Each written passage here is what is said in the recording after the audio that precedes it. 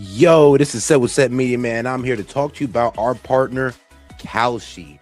Kalshi is the largest legal prediction market in the United States with over 1 million users. It's available in all 50 states. They are a real money market, people trading on what they think will happen. You can build a position and trade in and out of almost any prediction you think. Kalshi facilitates trade between people kind of like the stock market. There's no limiting your trades just because you're winning. Kalshi will pay you interest on your position. So if you make a long-term trade, you can earn a return even before the market is resolved. If you want to try out Kalshi, go ahead and give them a try, guys, at my link, kalshi.com/setmedia. Get $20 when you trade 20, so it's 20 for 20, guys. Once again, that's kalshi.com/setmedia. Go ahead and use my code setmedia to get $20 when you trade 20. Let's go ahead and take a look here at Kalshi, because like I said, it is a trading market where you can put in your prediction and you can go ahead and earn interest on that. You can make money off the knowledge that you know, and if you put $20 in, you get $20 back. So all right, guys, make sure to go check out my guy at Kalshi, because you can get in on good trades like who Trump nominated as Fed chair, will Ali Khamenei be outed as the supreme leader, and will the U.S. confirm that aliens exist before 2027. So if you want to get in on this action, once again, go ahead and go to my partners at Kalshi. Go ahead and use the link, or you can hit the QR code above and use Set Media to go ahead and get $20 when you trade 20. This is Set from Set Media, and shout out to Kalshi.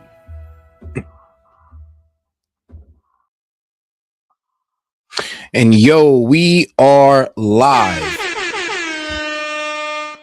Yo, this is Set with Set Media, guys, and I'm back with another one for you. All right, guys, we're about to jump right into this press conference and Trump signing an executive order, and then we're going to get into more updates on the Iran war. So this is going to be a fun one tonight, guys. So let's not forget to double tap that screen and like the video, and let's go ahead and get right into it. And like I said, guys, seems like we're going through the shadow ban, so make sure to go ahead and double tap that screen and like the video on your way in, guys. All right, let's get right to it. Two of the biggest problems we have with election integrity in this country are, one, inaccurate voter rolls that allow ineligible people to vote in various federal and state elections all over the country. And secondarily, you've consistently identified that vote by mail in this country has become rife with fraud. People returning ballots who aren't eligible to return ballots being sent to people who aren't confirmed to be eligible voters. So what this executive order is going to do is, one, we're going to take federal data. We're going to ensure that each state's election officials are provided with a comprehensive view of who the eligible voters in their jurisdiction actually are, allowing them to properly verify that everybody voting in their elections is legally able to vote. And then it orders the Postmaster General and the U.S. Postal Service to take bold new measures to verify that ballots both being sent to people are being sent to people who are eligible to vote, and then the ballots being returned or being properly returned by eligible voters only. And we believe that combined, the measures in this executive order will help secure elections in the future and ensure that the many abuses of our election system in the past aren't repeated in future elections. Right. Howard? So the fundamentals of our democracy are built on voter integrity, right? We all need it. You've said it time and time again. It's a total agreement amongst everybody. So here's the idea. The states, right, run these elections. They will, if they want to use the U.S. mail, U.S. Postal Service, they're going to get a code, a barcode from the U.S. Postal Service, and they're going to put that on the envelope, and we will have one envelope per vote. None of this time where we have no idea, there's no observers to mail, there's no envelopes, there's no certainty. That's all going to go away. And what the president is doing today is he's going to make sure that mail-in ballots are safe, secure, and accurate, and will have a clear distinction. If you voted by mail, you will have it on the envelope, obviously not on the ballot, but on the envelope. So we will know 1 million mail-in ballots. There'll be 1 million envelopes, and you'll be able to know exactly correctly that citizens voted. And this came up with some great legal minds. They looked at the various documents and everything that was going on, because the cheating on mail-in voting is legendary. It's horrible what's going on. And it's very clearly covered, very, very clearly. So I think this will help a lot with elections. We'd like to have voter ID. We'd like to have proof of citizenship, and that'll be another subject for another time. We're working on that. You would think it would be easy. It's a 98% issue for Republicans. It's 86%. The thing just came out, a poll, and it's 86% with Republicans and Democrats, not leaders, because the leaders of the Democrats cheat. And the only people that don't want to do voter ID are people that cheat. There's no other reason for it. Proof of citizenship, they want to be able to cheat. There's no reason. They have all sorts of reasons, excuses, but it's all nonsense. They want to cheat. But the Democrats themselves are very high. It's a very... Yeah, I'll give Trump and the Republicans this, that, yeah, the Democrats have not been able to provide a reasonable argument for why we shouldn't start invoking voter ID. If anything, they just start, hitting you with emotional arguments instead of any real logical ones. And I mean, in their emotional arguments, they do come off a bit racist sometimes. So it is a bit funny to watch them do that. But to be quite honest with you, Dems should want this, because I'm be real with you guys. Y'all should want to shut Trump the F up. Go ahead and let them get their voter ID so we can make sure that only American citizens are voting in these elections. And if a Republican lose, you can sit there and be like, hey, y'all wanted this. This is the results. You should be happy. And we'll have to sit there and eat it. Because why? Now we know that only American citizens are voting. Positive, very, very good thing. The Democrat voters, the Democrat leaders, guys like Schumer, who are corrupt, they want to use it for cheating because their policy is so bad. Think of their policy, open borders for everybody, where people pour into our country from countries all over the world. Think of that. You look at just take any issue, take anything. Oh God, double tap that screen and like the video, guys. Let's get more people in on the conversation by double tapping that screen. Appreciate the support, guys. Everything they have is so crazy. But the fact that they don't want to sign voter ID is another issue. It's a big issue. The fact that they don't have proof of citizenship, that they want transgender for everybody, that they want men in women's sports. So the only way, they assume, the only way they can win is to cheat. When you have men in women's sports, it's fine. It's wonderful. By the way, I worked very hard with the Olympic Committee and got that terminated for the Olympics. Very nice. Thank God. Girls won't have to get beat up in the boxing ring like they did last time. If you saw those fights, too, people that transitioned beat the hell out of everyone, out of other people, women. It was not a pretty sight to watch. So I worked very hard with the Olympic Committee, and we were able to get that out. So the Olympics will not have men in women's sports. But these are the things that they vote on. And that's why we're having a problem with them. They don't want ICE because they don't want people to be taken out of our country that are murderers, that are drug dealers, and that are... All right, guys, we're going to come back to this video in the meantime. Let's go ahead and get over to something a little bit more entertaining, like this Piers Morgan debate. Let's get right into it. Christian Zionists believe that Jesus Christ's second coming cannot occur until the Jewish people are gathered in their ancestral home. God gives them the land to go in and take the land. He didn't give it to the Presbyterians out of Scotland. He didn't give it to the German Lutherans. He gave it to the Jewish people. You want redemption, you want second coming of God, of Messiah, keep out of my political scenario. But in order to get peace, sometimes it is wholly necessary to prepare for war. That is a quintessential biblical message. Can we agree that the death of Ayatollah Khamenei is a good thing for the people of Iran and the world? No, actually, I don't. Given that he's not sure, Donald Trump, that he'll make it to heaven, what should he be doing? The clear majority of American voters oppose the Iran. God, make sure to double tap that screen and like the video, guys. Appreciate the support. War from its outset, making it uniquely unpopular in a country which typically rallies behind military action. The situation in Israel couldn't be more different. Polls repeatedly show that over 80% of Israelis back the war. Support from Jewish Israelis is verging on the kind of numbers that can make Kim Jong-un blush. A lot of energy and debate is expended on the extent to which Benjamin Netanyahu and Israel cajoled Trump to join the war. Not so much attention is paid to how and why America's closest ally in the region now exists in a state of permanent zeal for conflict. One view is that Israelis have been conditioned for decades to view Iran as an existential threat. They've been warned over and over that Israel can never be safe until Iran is eradicated in its current form. Another is that October the 7th changed everything. Many now believe an attack is the only defense. Dissenting views must be silenced. Avram Berg, a former interim Israeli president, called it a collective trauma in his op-ed opposing the war. And how else can you explain such a deeply religious society is tolerant and even supportive of the scenes we've all seen in Gaza and the current bombardment in Lebanon? There's a surprising religious bent to the support for war in the US too. Some troops complain that their commanders said the war is all part of God's divine plan. Senator Lindsey Graham called it a religious war that will shape the Middle East for 1,000 years and wished holy hell on Tehran. One of Trump's pastors, Franklin Graham, called for prayers to end Iran's evil empire. The Pope, for his part in all of this, is not impressed. He said on Sunday that God rejects the prayers of those who wage war. So with the political and military objectives unclear and with God off limits, I return to the question many of us have been asking since the beginning. Why is this war happening and why is it happening now? Joining me to discuss, Avram Berg, the former interim president of Israel and Speaker of the Israeli Parliament, and Josh Hammer, senior editor-at-large for Newsweek and host of the Josh Hammer Show. Well, welcome to both of you.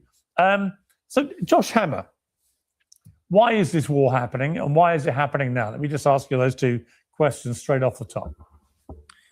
Yeah, sure. So, Piers, the reporting indicates that Trump and Netanyahu jointly finalized their decision to commence this military conduct at their December 29, December 30th Mar-a-Lago meeting towards the end of last year.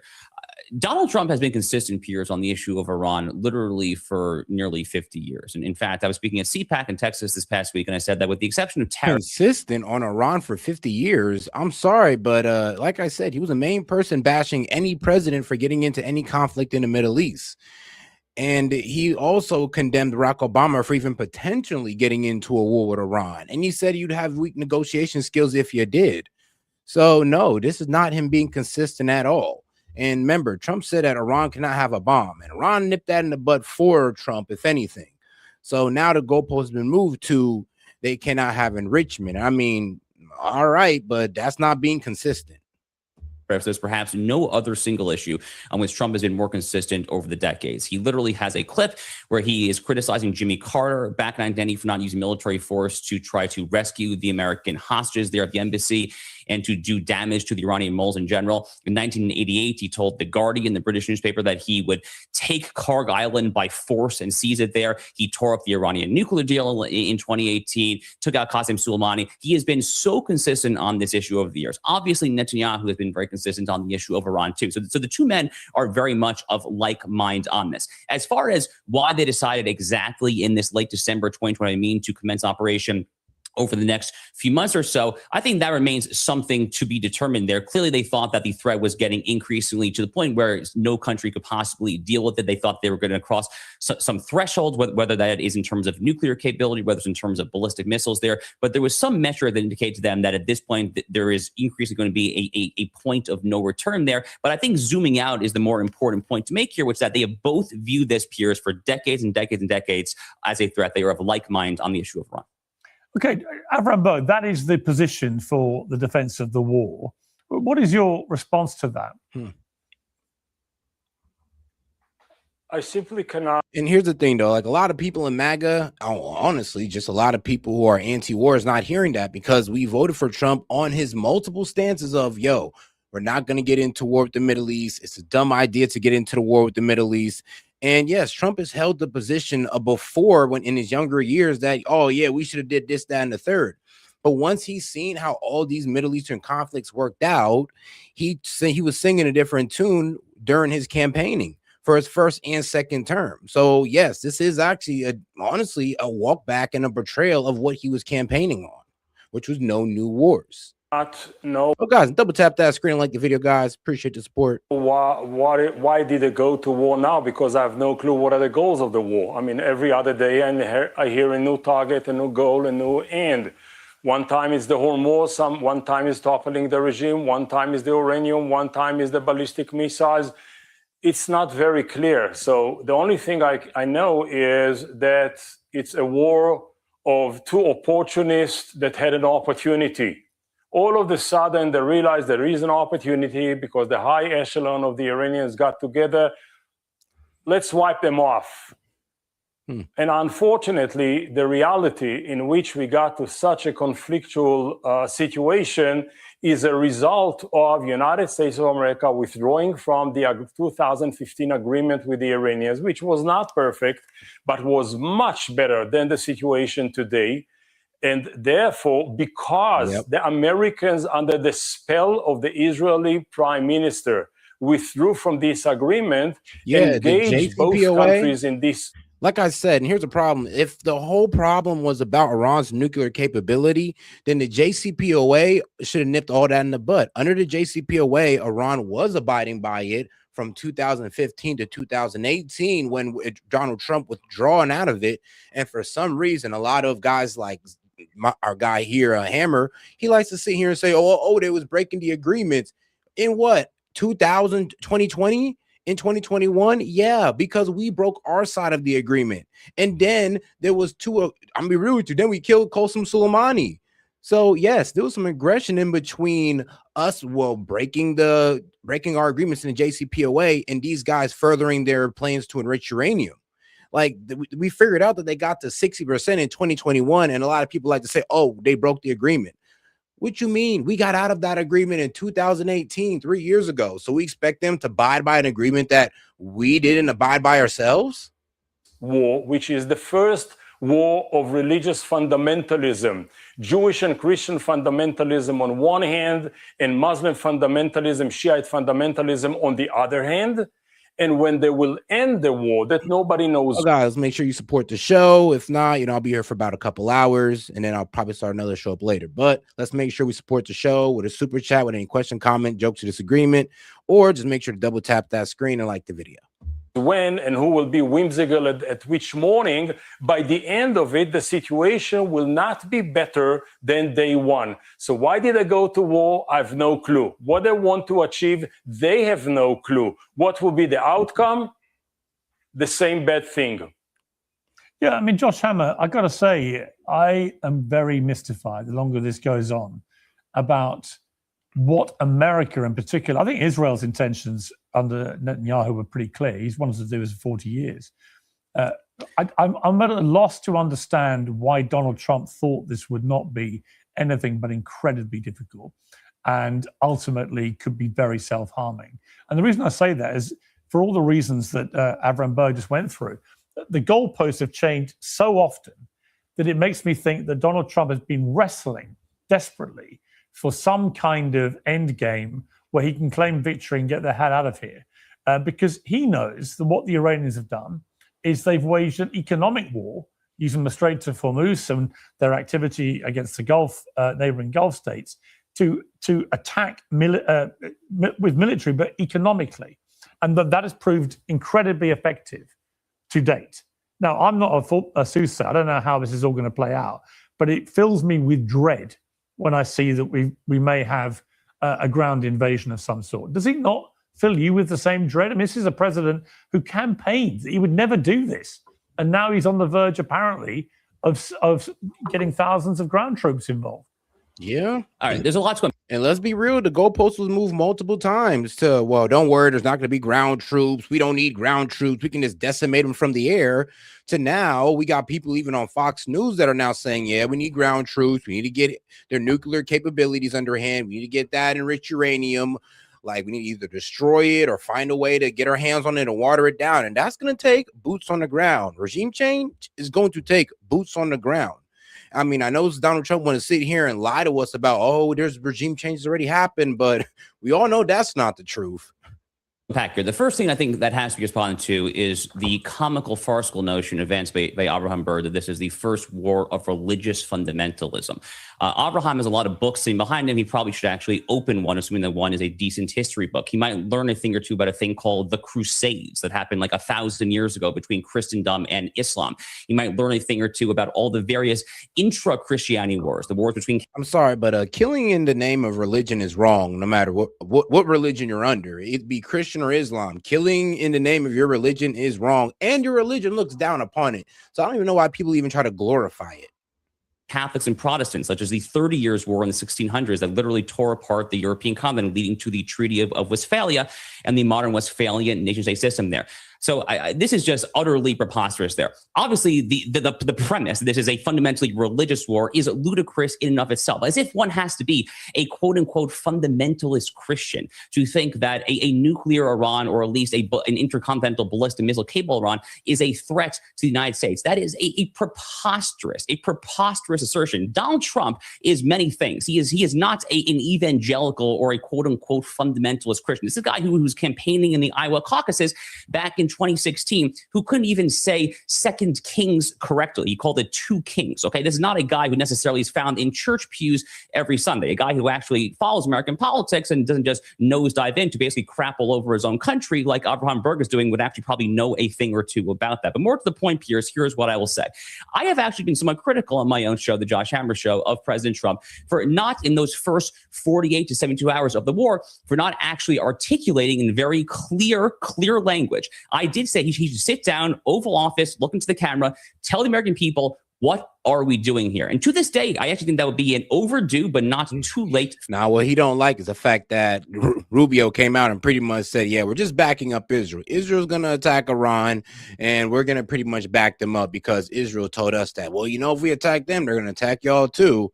And I mean, they have a point, but I mean, you can't call Iran an imminent threat because, I mean, like I said, if anybody you attack is going to be an imminent threat.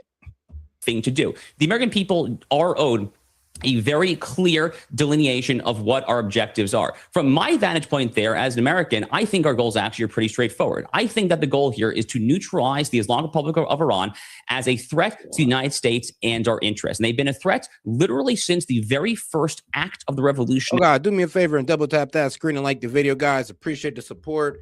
And yo, Ken, I mean, bro, you're in the wrong chat, dog. I am not on the left. I do not believe in abortions or anything like that. So no. And I'm not extremely proud of Trump because of this. Why? Because he said no new wars. And we're finding out why every other president said no to the Israelis when they wanted to bomb Iran. This consequence exactly for the whole global economy is now at risk and gas prices are through the roof. But hey, we'll see what happens if he can go ahead and close this out in our favor. Right now, it's not going in our favor. In 1979, the very first act, literally the first thing they did was storm the U.S. embassy, commencing a 444-day hostage crisis that ultimately toppled the Jimmy Carter presidency. Those hostages were freed within the first few minutes of the Ronald Reagan presidency on January 20th, 1981. Iran has been a threat for a very, very, very long time. And you're right, Piers, that Donald Trump has campaigns against ending forever wars. But what he is doing here, again, take us back to 79 and 1983, Beirut barracks, all the IED roadside bombs in Fallujah, et cetera, 05, 06 under Dave Petraeus there. What Trump is doing is he is not starting a new forever war. He is ending the mullah's 47-year forever war there. What the actual result will be, I think, is to be determined. I am actually not predicting that there will be full-scale, quote-unquote, regime. Whoa, bro. This would be killing me. It's like, oh, we've been war with Iran for 47 years. No, we haven't. When have we declared war on Iran? I mean, you guys are not even trying to call this war with Iran a war with Iran. So what are y'all talking about? Congress didn't declare war, so y'all better stick to y'all argument. Like, because what is it? Are we at war with Iran or not? And here's the thing. Over this 47-year reign of that regime, we haven't been directly at war with them, actually. And if anything, we've been kind of we've been kind of shooting at each other through proxies, not directly like now. Change. There's not going to be the toppling of the Saddam Hussein statue, the de-Baathification, and none of that's happening there. If there will be boots on the ground, I think it's an open question whether there can or frankly even should be, it will be a very, very limited thing to seize Cargill and try to secure the Strait of Hormuz there. You are not going to see American troops, or certainly not Israeli, Saudi, et cetera, troops marching from the Persian Gulf all the way to Tehran. That is simply not going to happen. It's preposterous. It's not going to happen. It's funny when you say something's not going to happen so emphatically and say it's preposterous, the notion of it, when almost everything on day one of this war that we thought might be preposterous and not going to happen has pretty well happened. Yep, like they said, oh, there's no boots on the ground. What you mean we're not going to do that? Oh, no, this is only going to last like 4 days to a week, guys. You're tripping. 32 days, my bad, 33 days in. So yeah, a lot of what the right has been saying on my side, which is wild enough, a lot of what we've been saying that wasn't going to happen is happening. And this is why I'm saying, this is why a lot of presidents throughout the years has said no to bombing Iran, because they seen that this was going to happen, that Iran does have the ability to close the Strait of Hormuz and pretty much got the global economy by the balls, though, by the balls. So yeah, everything that you guys said that wasn't going to happen is happening, and more, sadly.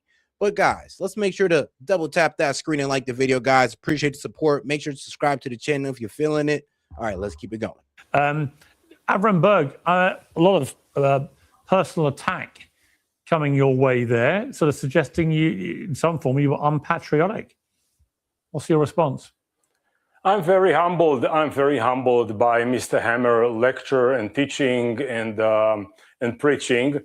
To the best of my recollection, but correct me if I'm wrong, there was no Christian Zionist during the Crusades of the 11th, 12th century. And I'm not at all sure that Zionism was already born in the settler movement, and their fundamentalist, messianic, eschatological rabbi were in power at the time. But maybe I'm wrong. I'm not at all sure. Okay?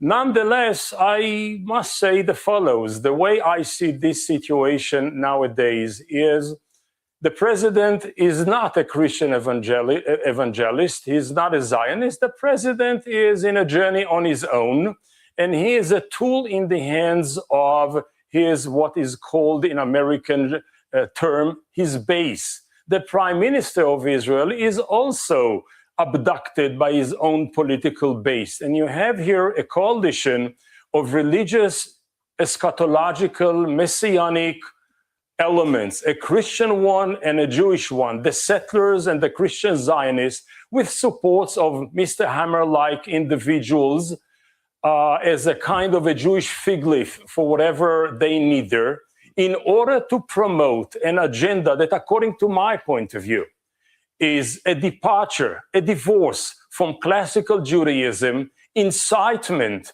towards more aggression, more violence, more bloodshed, at a time in which the region is not necessarily responding very well to any kind of this kind of American intervention. Didn't work for the Americans with this great philosophy in Iraq, didn't work in Afghanistan, didn't work in Lebanon, didn't work in so many other places. Why will it work with the resilient Iranian people? I mean, hold on, dog. Come on, Liberty Twitcher. I mean, look, I agree with you that not letting Iran become a nuclear power, yeah, that's all within our interests.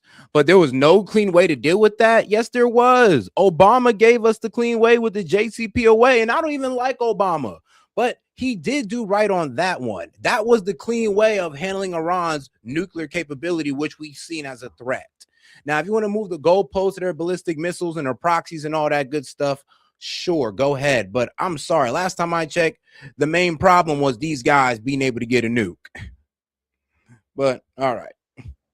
Why will it work with such a devoted Shiite regime? This is not the way to intervene. It's patronizing, it's childish, it's superficial, and it's mainly going alongside with a deep ignorance and lack of no understanding what the region is all about and what American intervention now is doing, not just for the region, but for the world position of America itself. Make America great again? My feeling is that this war. All right, guys, about at least 90 y'all in here, man. Can y'all go ahead and double tap that screen and like the video, guys? Let's go ahead and get those likes up by double tapping that screen. Appreciate the support, guys. Might make America smaller once more. Josh Hammer, specifically about what's happening on the West Bank at the moment, surely you would be able to freely condemn the appalling scenes that we're seeing of these astonishingly aggressive settlers. What are the appalling scenes, Pierce? I genuinely asked that question there. Virtually all of what I've seen are information operations. If you have actual clear footage. Do you think it's all invented? Most of what I've seen is manufactured from NGOs and various other anti-Israel organizations there. So you don't think there are any Israeli settlers? We saw this throughout. That's not what I said. Just to be clear, then you don't believe there are any Israeli settlers that's not running what I said. around terrorizing Palestinians on the West Bank? Not what I said. Literally not what I said. So you think there is? I'm saying if you can show me concrete proof of innocent Arabs who are being attacked by Jews in Judea and Samaria for no reason. Bro, there's whole documentaries about, bro, what are you talking about? Bro, what's been going on in the West Bank and the annexing of the Palestinians out of the West Bank, the kicking out of really the ethnic cleansing of the Palestinians out of the West Bank has been documented for years. Like, bro, I'm sorry, but you can literally put in the West Bank Palestinians and you'll find probably like 3 or 4 documentaries that will literally tell you what's going on and how these settlers are literally moving to Israel to push these people off of their land, out of their homes and live there themselves. Why? Because they're trying to create, well, I'm not going to go too far, but y'all know where this is going. They're trying to create pretty much their own singularity state. Like, all it is the Jewish people in there. That's all they want it to be. And the only way they can have this Jewish state, man, F it, I guess I might as well go all the way in. The only way they have this Jewish state is to kick out the Palestinians and bring more Jews into Israel, because their whole belief, or a couple of the radicals believe that the more Jews you bring into Israel, the more easy it will be to bring in the coming of the Messiah, because all the Jews must return to Israel. Crazy, but this is what they believe. And don't forget to double tap that screen and like the video. Whatsoever, other than the fact they're Arabs, I will be the first person in the world to condemn that. So you don't think there is any evidence of any attempt at new settlements going on the West Bank?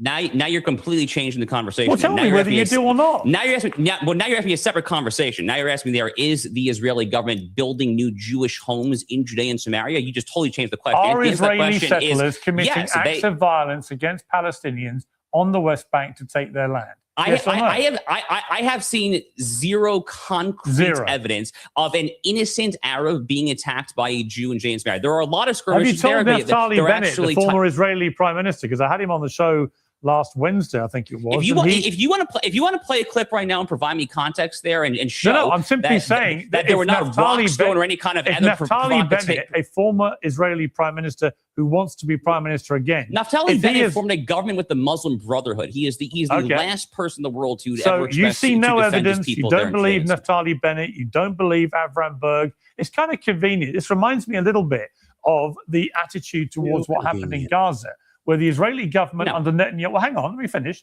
The Israeli government... Well, you don't let me finish. What I said is that if you can actually show me a single instance of a Jewish man or woman, I suppose, just attacking an Arab for no reason whatsoever, I will be the first to condemn it. Bro, it's all over the internet. You're just choosing not to look at it. At this point, you're being willfully ignorant. And bro, and this is why Piers Morgan got this disgusted face on him, because, bro, we've all seen these photos. Bro, there have been American journalists attacked in the West Bank, not just Palestinians. These guys don't care who they come at. They feel like that land's entitled to them and they're willing to take it, like, pure point blank. That's just the sad reality of it. And it sounds like a lot of these Israel first guys don't want to accept that reality, or they see it and they just don't want to mention it because they believe in it. There's your problem. Josh Hammer actually believes in this. He believes in exile in the Palestinians. He believes in ethnically cleansing them out to create a pure Jewish state. You know, me saying that is not going to help with that shadow ban, but you know what is going to help with the shadow ban? You guys double tapping that screen and liking the video. Appreciate the support, guys. Telling you that since this happened there was the lie that Israel deliberately bombed the Catholic Church in Gaza. There was the lie that the Church of Tabed, it was a whole information operation. Tony Bedron wrote an entire 3,000 word takedown for Tablet magazine. It didn't happen. There was a fire next to an old church building in Tabba there in the heart of the biblical heartland of Judea and Samaria there. The church was not touched. Most of this is completely fabricated. There are false images. Now there's AI. It is spread like wildfire throughout social media. How convenient. If there are actual instances, of Arabs being attacked, I will condemn it. I have seen literal videos of it happening, which have been verified. If it's happening, I condemn it. But I just don't know it's happening because you don't want to see it happening, because you don't want to believe it's happening. That's not true. Reminds me, to finish my point before you interrupted me, my point about Gaza is that international journalists are still banned by the Israeli government from operating freely in Gaza. And we all know why that must be. Al Jazeera terrorists are banned. People who are in bed with Al Jazeera. Al Jazeera terrorist is crazy. Yo. The fact that he said that with a straight face is crazy. I'm sorry, but I know you guys on the right don't like Al Jazeera, but you know Al Jazeera isn't a terrorist group, right? Right? So yeah, you saying Al Jazeera terrorists, you're pretty much green lighting that it's okay for people in Al Jazeera to be killed by Israel or by Israeli bombs. Like, come on now, bro. You can't sit there and call Al Jazeera a terrorist organization when they're not. Like, that is insane to say. And he's standing on it most likely. And this is why, I'm gonna be real with you. This is why they kicked Al Jazeera out. Because let me be real with you, Al Jazeera tells the truth about what's going on that side of the world. Like, it just is what it is with these guys. And they give great war coverage, better than what we're doing over here in the States. So I can see why he wants to call them, the Al Jazeera terrorists, because they're exposing you guys. And if you want to know what we're talking about here, because a lot of people want to act like this is not going on. Well, it is. Look, you can look up West Bank attacks on Twitter and you'll be able to see a whole lot of them. I mean, it sucks, but this is what be going on.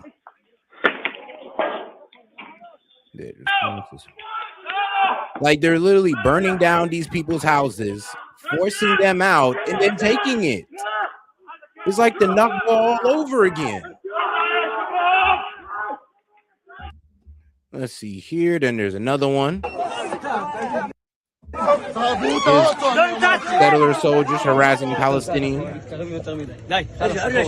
Killed a couple of them.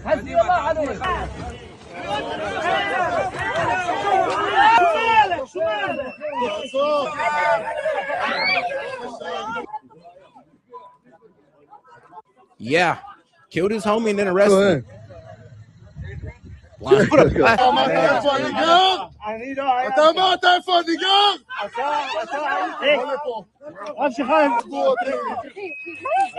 Yeah, but this is happening all over the West Bank. I mean, West Bank land grab. Like, trust me, everybody's reporting on it. Thousands of Palestinians are being forcibly displaced in the occupied West Bank, and it's because of Israeli forces and settler violence. I mean, do you need to hear more? All right, then. And make sure to double tap that screen and like the video, guys, because who else is giving you analysis like this on the Vertical Live, though? Most of these guys just sit back and watch it and just let it play. I'm actually over here giving you real analysis, giving you the information to back it up. Make sure to double tap that screen, guys. Appreciate it. National media are currently still banned from operating freely in Gaza, despite there having been a ceasefire of sorts for many months. Why do you think the Israeli government doesn't want war correspondents from around the world on the ground in Gaza, do you think? Pierce, I don't work for the Israeli government. I'm American. Hazard a guess. You're a smart guy. Frankly, the United States currently controls a lot of situation in Gaza through the border of peace. Could it be they've been doing things which they don't want the world to know? Okay, all this has been. I know facts are very hard to come by on Piers Morgan Uncensored these days, but unfortunately, facts don't correspond to your particular narrative. John Spencer, who is the head of urban warfare studies at West Point, has crunched all of the relevant numbers and has shown time and time again that the civilian to combatant ratio in Gaza since the war started on October 7, 2023 has been 1 to 1.5. It's been the activities of the most moral army in history, as I keep hearing. If the IDF has done nothing wrong, been completely blameless, been like at the top end of morality in what they did in Gaza, fine, okay. Let the journalists in from around the world to why don't you go? Like literally, why don't you go? If you care that much to cover, why don't you personally fly in there and try to cross the border? There is a reason. They're not letting nobody do that. You know that. And the world's media from going into Gaza. And I think that you should personally challenge that. Frankly, the use of your time, there would be a better use of your time on the show. I have done repeatedly. I'm wondering whether you would condemn it. I don't particularly care, to be honest. You don't care that journalists should be allowed to investigate what may have happened in a war zone? I care about right pursuing over wrong. I don't think you do, though, Josh, do you? You just care about your side. You don't care about the truth. No, Pierce, I care about team civilization defeating team barbarism. That is the simple, that is the moral dichotomy. Now, here it is. I got to go ahead and pull out the facts again. Times of Israel. This is Times of Israel. And remember, this was back in March of 2025, March 23rd of 2025, right? So last year. Gaza death toll tops 50,000 since start of war. Hamas health officials say. And this is coming from the Times of Israel. More than 50,000 people have been killed in Gaza since the start of the war between Israel and Hamas.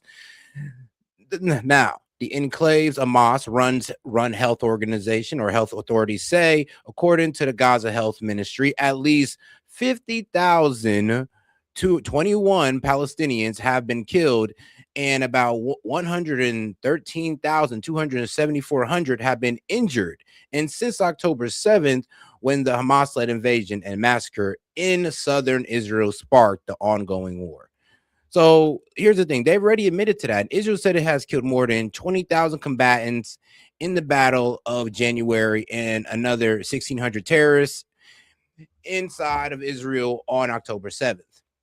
So at this point, they've already admitted to killing about 30,000 civilians already. I mean, think about it. They already gave you how much was Hamas. And that's why everybody was criticizing them, because they kind of snitch on themselves. Right? So I had that 50,000, 20,000 were combatants, 21,000 were combatants, aka about 30,000 civilians killed. I mean, bro, they snitch on themselves. And shout out to the Times of Israel for keeping it real with us. But all right, let's go back to it. The 21st century it's been the moral dichotomy of black versus light, of good versus evil for millennia there. I know that the moral obfuscation on this show on a day-in-day basis tends to rot brains and minds, make people think why that you is want the it only then? thing Why that motivates me on a day. Why are you here? To present the team You're now doing perspective the Ben Shapiro playbook. You know, anyone that criticizes the Israeli government must be anti-Semitic, must be rotting brains. This is Jerry Springer. I mean, any press member you guys killed, they was working for Hamas. You killed people in Lebanon. They were working for Hezbollah. Is like, are y'all serious? So anybody in the press you guys kill, all of a sudden it's all good. It's like, because you can just say you work for a terrorist organization. You kind of see where people are kind of casting down on you guys at this point. Because anywhere you guys go and carry out your war efforts, nobody's allowed to see. And anybody who's reporting, you guys bombed them. And then you say that they're working for the terrorists. So, okay.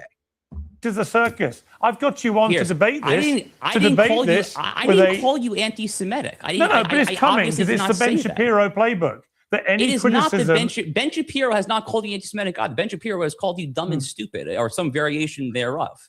Okay, I mean, like he has called your show Jerry Springer. He has not called you anti-Semitic. He has not done that because there is somewhat of a Jerry Springer element to this. I ain't gonna lie.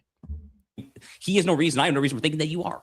Good. Well, I'm glad we can cross that bridge. I'm glad that you come on a show that you think rots people's brains. Because I mean, why would you do that? I don't get it. It's a fair question, to be honest. Yeah. Well, why don't you just leave? Ooh. I could, but I'm here. I'm here to engage. What are you doing here? If you think it rots your brain, why would you risk rotting your brain? Every so often you have a guest who makes a modicum of sense, and I thought this would be a good opportunity. You mean someone that agrees with you and doesn't want to criticize the Israeli government? I get it. Let me go back to Avram Berg. See, this is my problem, Avram, with all of it, is that if you attempt to be fair-minded, to be balanced about the coverage, as my show has been, you invite guests on who all have different views from both. Bro, what? Bro, Al Jazeera is not a terrorist propaganda wing. I'm sorry, bro. You can't substantiate that at all. Oh, at that point, you're just saying that because you don't like what they say. And that's kind of crazy how we're doing that now. Like, we don't like what they say, so now they're a terrorist propaganda wing? Like, really? Like, okay, bro, I guess all global media is terrorist propaganda wing because all of them pretty much say the same damn thing in different countries as well. So it's kind of funny how all of them are now terrorist propaganda wings. Like, okay, man, okay. It's a bit of a slippery slope right there. Sides, and we have passionate debate, is that unfortunately, increasingly, there is an utter intransigence on behalf of the pro-Israeli government people I have on, as we're seeing now with Josh Hammer, where there's nothing to see here. He's not seen evidence of anything going wrong on the West Bank. Therefore, it can't be happening. He doesn't care. You want to show it to me? He doesn't care that journalists aren't allowed into Gaza to do their work. He doesn't care about that. None of it suits his agenda. That's my problem with it, Avram. Well, I'm sorry that you stopped talking with him. I'm ready to give you all the time needed. I mean, he needs much more rope in order to hang a lot there because there is a heavy weight to hang. I would say intellectually blind people cannot see real realities. But since I'm not sitting in Washington, I'm living here, next door neighbor to the settlements, with my family is unfortunately living there. I would like to address some of the things that you discussed between you two. The first is, the framework of the situation is not just the atrocities that now settlers are doing on behalf of whatever biblical commandments supported by members of Knesset, members of cabinet, and spiritual leaders, chaplain, rabbis, etc. It's a larger one. Let's Can you name a just single one biblical to, commandment that you believe commands to kill an I will innocent human be being? There is more not than one. happy. I will be. There is It not will one. it will make me very, very happy if you hear what I have to say, because you But you're know lying. what you think, but you have no idea what I have in mind. So You're speaking of biblical maybe it will help you a injunctions little to bit to kill listen. innocent human beings. That is a lie. Somebody once said, and you are now Mr. desecrating Hammer. the religion. Yeah, but here's the thing, though. You're like, this is so crazy. Oh, bro, and I had to look one of those up for you, Monty. Like the Anas al-Shafaf or whatever. Yeah, was he a Hamas? Yeah, see, that's what Israel said, but it was never, like I said, verified by his employer. Like whether he was a member of Hamas is a subject of intense dispute. While Israeli military alleged he was a combat, while media rights groups and his employer, Al Jazeera, maintained he was a journalist targeted for his reporting Hamas allegations. Israeli Defense Force declared that al-Sharaf was a Hamas terrorist who posed as a journalist. Call leader claimed the IDF alleged he was a leader of Hamas cell involved in a rocket attack against Israel. And they, like I said, they were never able to prove any of this at all. They just said, oh, well, he's a terrorist and we bombed him and he must have been working with Hamas. No proof. But hey, the IDF stated that they received documents including payroll, personal rosters, and training lists, which they claim proved he was a member of Hamas. They never provided that. I just want to let you guys know, Monty. They never provided these documents, including payrolls and personal rosters and lists, which they claim proved he was a member of Hamas. And like this is why it's a huge debate, because Israel says one thing, they have all this paperwork, but they never proved it. And like I said, denial of accusations. Al Jazeera vehemently denies these accusations, describing them as baseless attacks designed to justify the killing of journalists. And like I said, AKA, they never provided the proof, the lack of evidence. On God, the Committee to Protect Journalists and Reporters Without Borders stated that Israel failed to provide credible evidence to support their claims, calling the accusations a smear campaign. So yes, organizations got into this and they're like, bro, you haven't provided no evidence at all. So you're just pretty much saying anybody could be a Hamas, you're gonna kill him, and we just gotta believe you. Like, do you see where like you kind of get things a little bit like, I mean, you're kind of believing the propaganda, Monty? Do you kind of see where you're kind of going for it?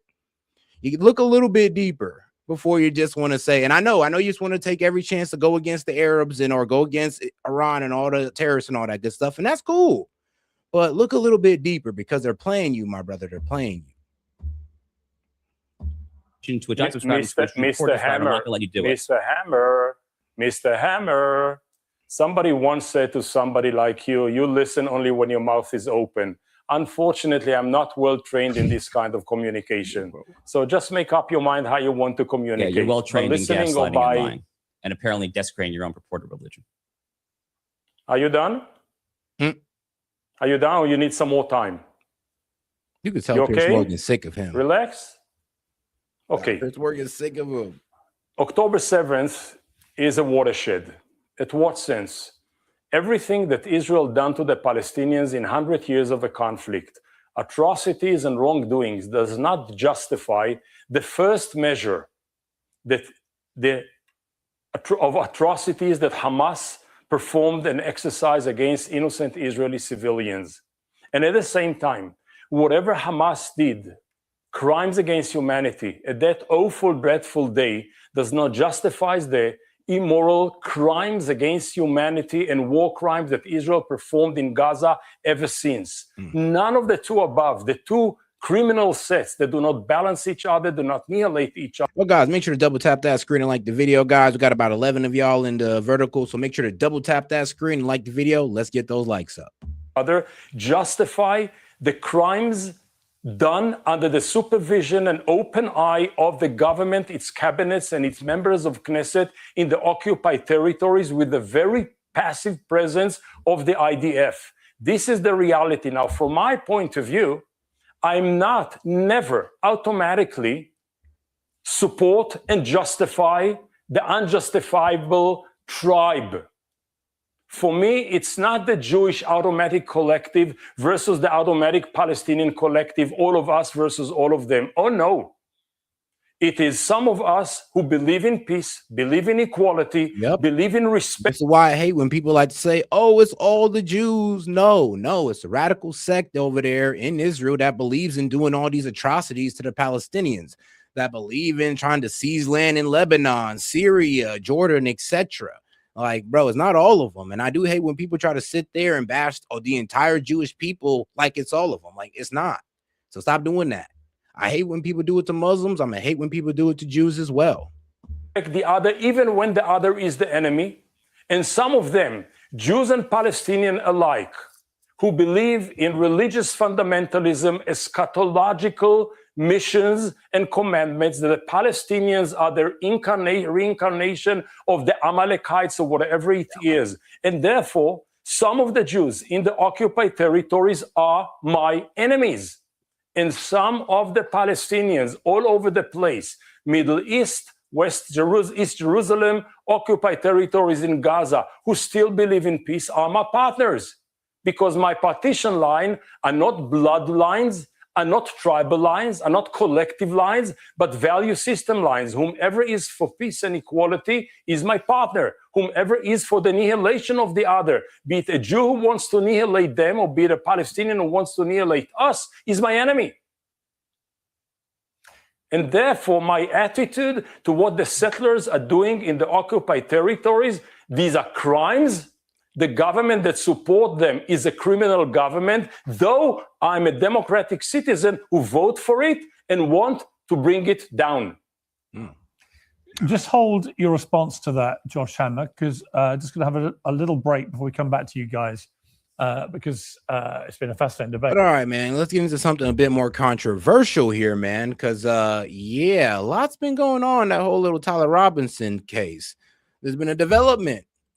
So apparently, what was it? Bombshell. New court filings claim bullet used to assassinate Charlie Kirk did not match the rifle used by Tyler Robinson. I know what you're saying. Like, wait, what? Oh, shit. Yeah, I know, right? But I wanted to choose who I want to do this with first. You know what? Let's do it with Alex Jones, and then we're going to go to Candace Owens, because both of them pretty much made a video on it. So let's go to our guy here, Alex Jones, first. I came out on September 12th and made a video that said the FBI is lying and the 30-06 narrative was bullshit. I think I was on your show a couple days later. So I think I was legitimately the first person that really staked my claim to say, hey, this is the FBI narrative's bullshit. The 30-06 narrative is bullshit. And it's not like I was some guru. It was just, that's common sense, right? Like the official FBI narrative never made sense. This, and again, to your point, Alex, this is not the defense saying this. This is the ATF forensic expert that was brought on to the trial to determine if the bullet inside Charlie matches that 30-06, and he's saying that it does not match. So we got a ton of issues, and it also, there's a whole lot more. We've talked a lot about, the fact that the sheriff's department bomb dogs couldn't find a 30-06 that supposedly shot a high-powered rifle round 24 hours before that, which is literally impossible. I worked extensively with bomb dogs in Afghanistan. They would have smelled that rifle from half a mile away had it shot. They couldn't find it, but then the FBI shows up just a few minutes later, and they magically find this 30-06 sitting in a chicken coop, and and this makes you wonder. Okay, well, what about all the bizarre messages with the that he was sending to his boyfriend with all the weird. That sounds like a ChatGPT confession. Where here are the elements I want a confession, ChatGPT.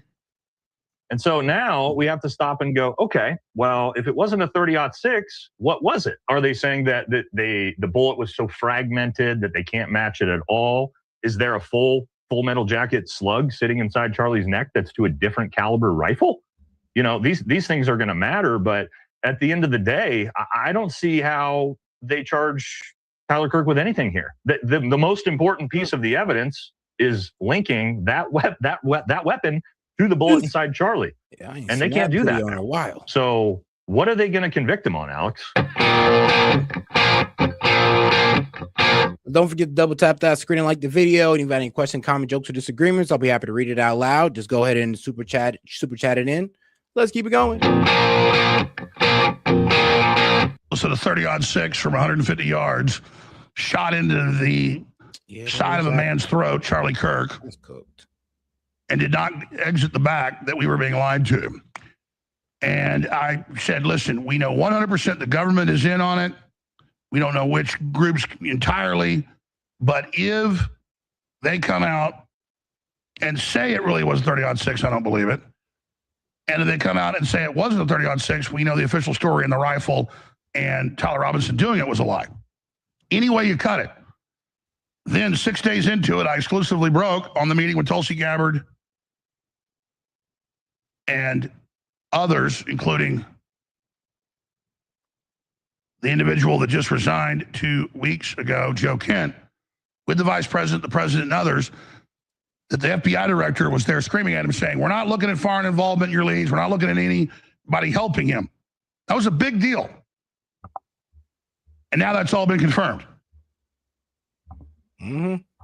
So 100%. Yeah, Joe Kent did also speak out unexpectedly on the Charlie Kirk case as well, because he was pretty much saying that, we was trying to look into any type of, foreign entanglement, if any foreigners or any type of foreign links were involved in this man's death. And the FBI said, no, you stay away. We're not allowing you to do so. Back off. They pretty much are just blocking them from doing any type of real counterterrorism investigation. And you know what? I'm not going to sit there and say that, there must have been something there, but it's just a little weird that you didn't let them do their due diligence. That's all. This is a cover-up. 100% he was gotten rid of. We have to ask then, who has the motive, who would do it? People up day one said Israel.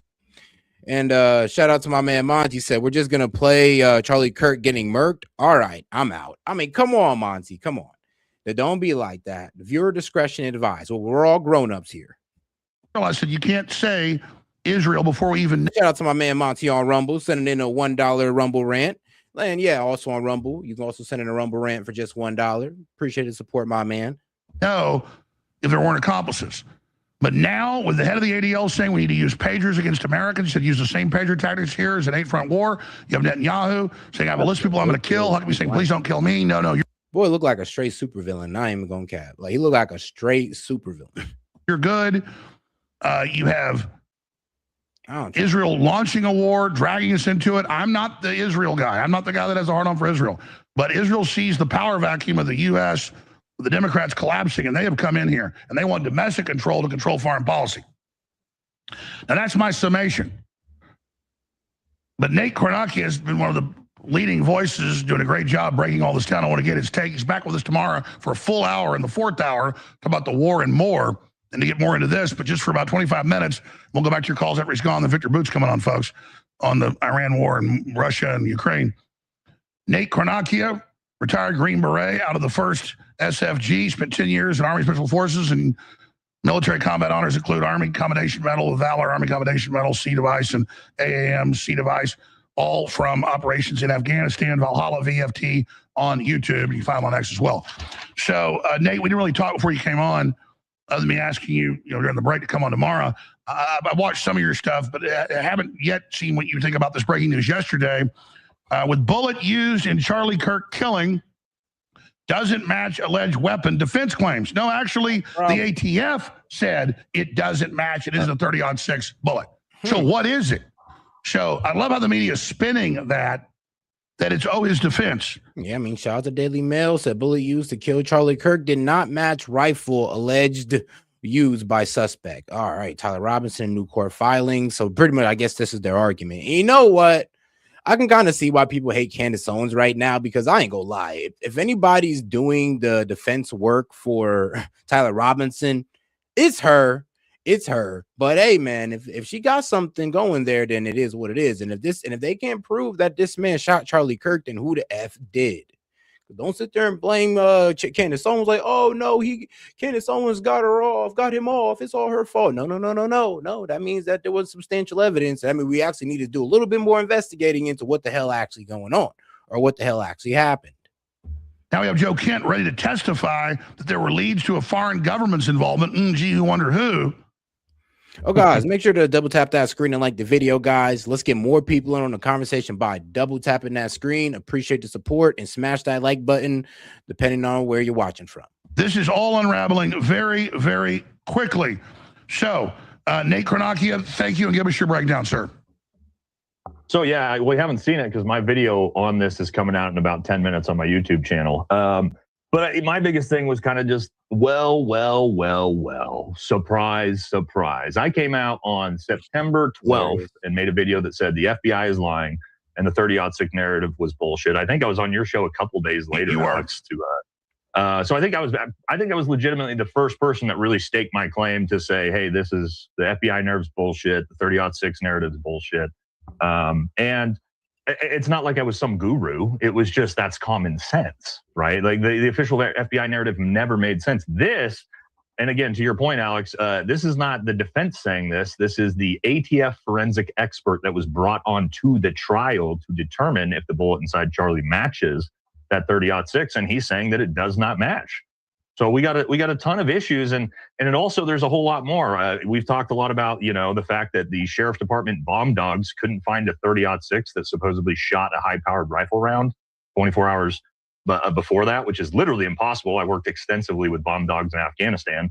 They would have smelled that rifle from half a mile away had it shot. They couldn't find it, but then the FBI shows up just a few minutes later, and they magically find this 30-06 sitting in a chicken coop. And and this makes you wonder, okay, well, what about all the bizarre messages with the, that he was sending to his boyfriend with all the weird. It sounds like a ChatGPT confession, language. Where here are the elements I want to confession, ChatGPT. And so now we have to stop and go, okay, well, if it wasn't a 30-06, what was it? That was my next question. The $64 trillion question is, okay, ATF, tell us what it was. Yeah, and so I got what my questions are going to be is, are they saying that the bullet was so fragmented that they can't match it at all? Is there a full metal jacket slug sitting inside Charlie's neck that's to a different caliber rifle?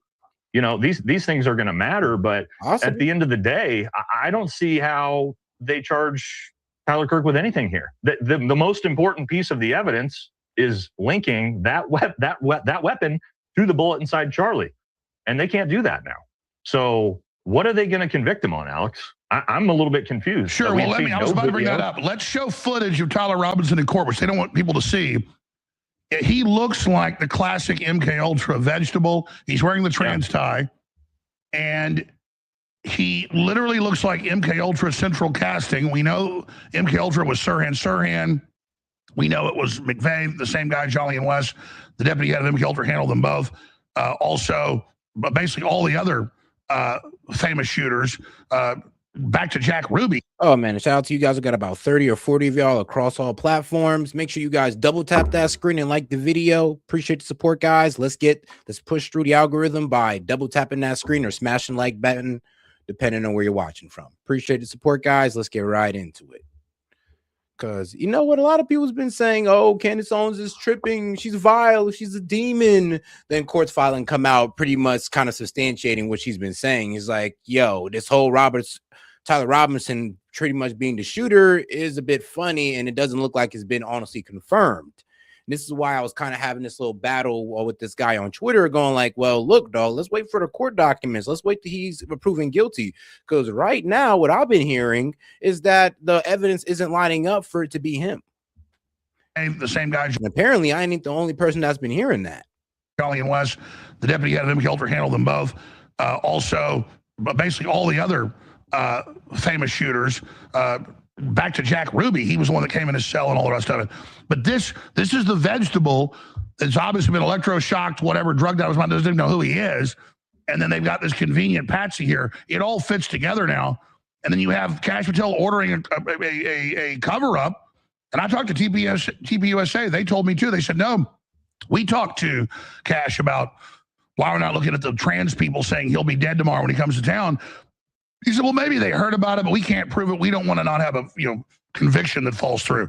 So, well, that's not going to looking good at all. Also, we have to add into the fact, fellow Green Beret Joe Kent has had a lot to say about this, right? CIA. And then we know that I think you may have broke the story that Joe Kent was obviously being blocked from the FBI from looking into foreign involvement. It wasn't just the National Counterterrorism Center. That it was we all also of them. know. No, absolutely. They said Kash Patel went from saying, I'm going to get rid of the FBI headquarters and counterintelligence, and I'm going to only have Tulsi Gabbard's office do it, to no one's allowed to look at this period but me, not even the National Counterterrorism Center.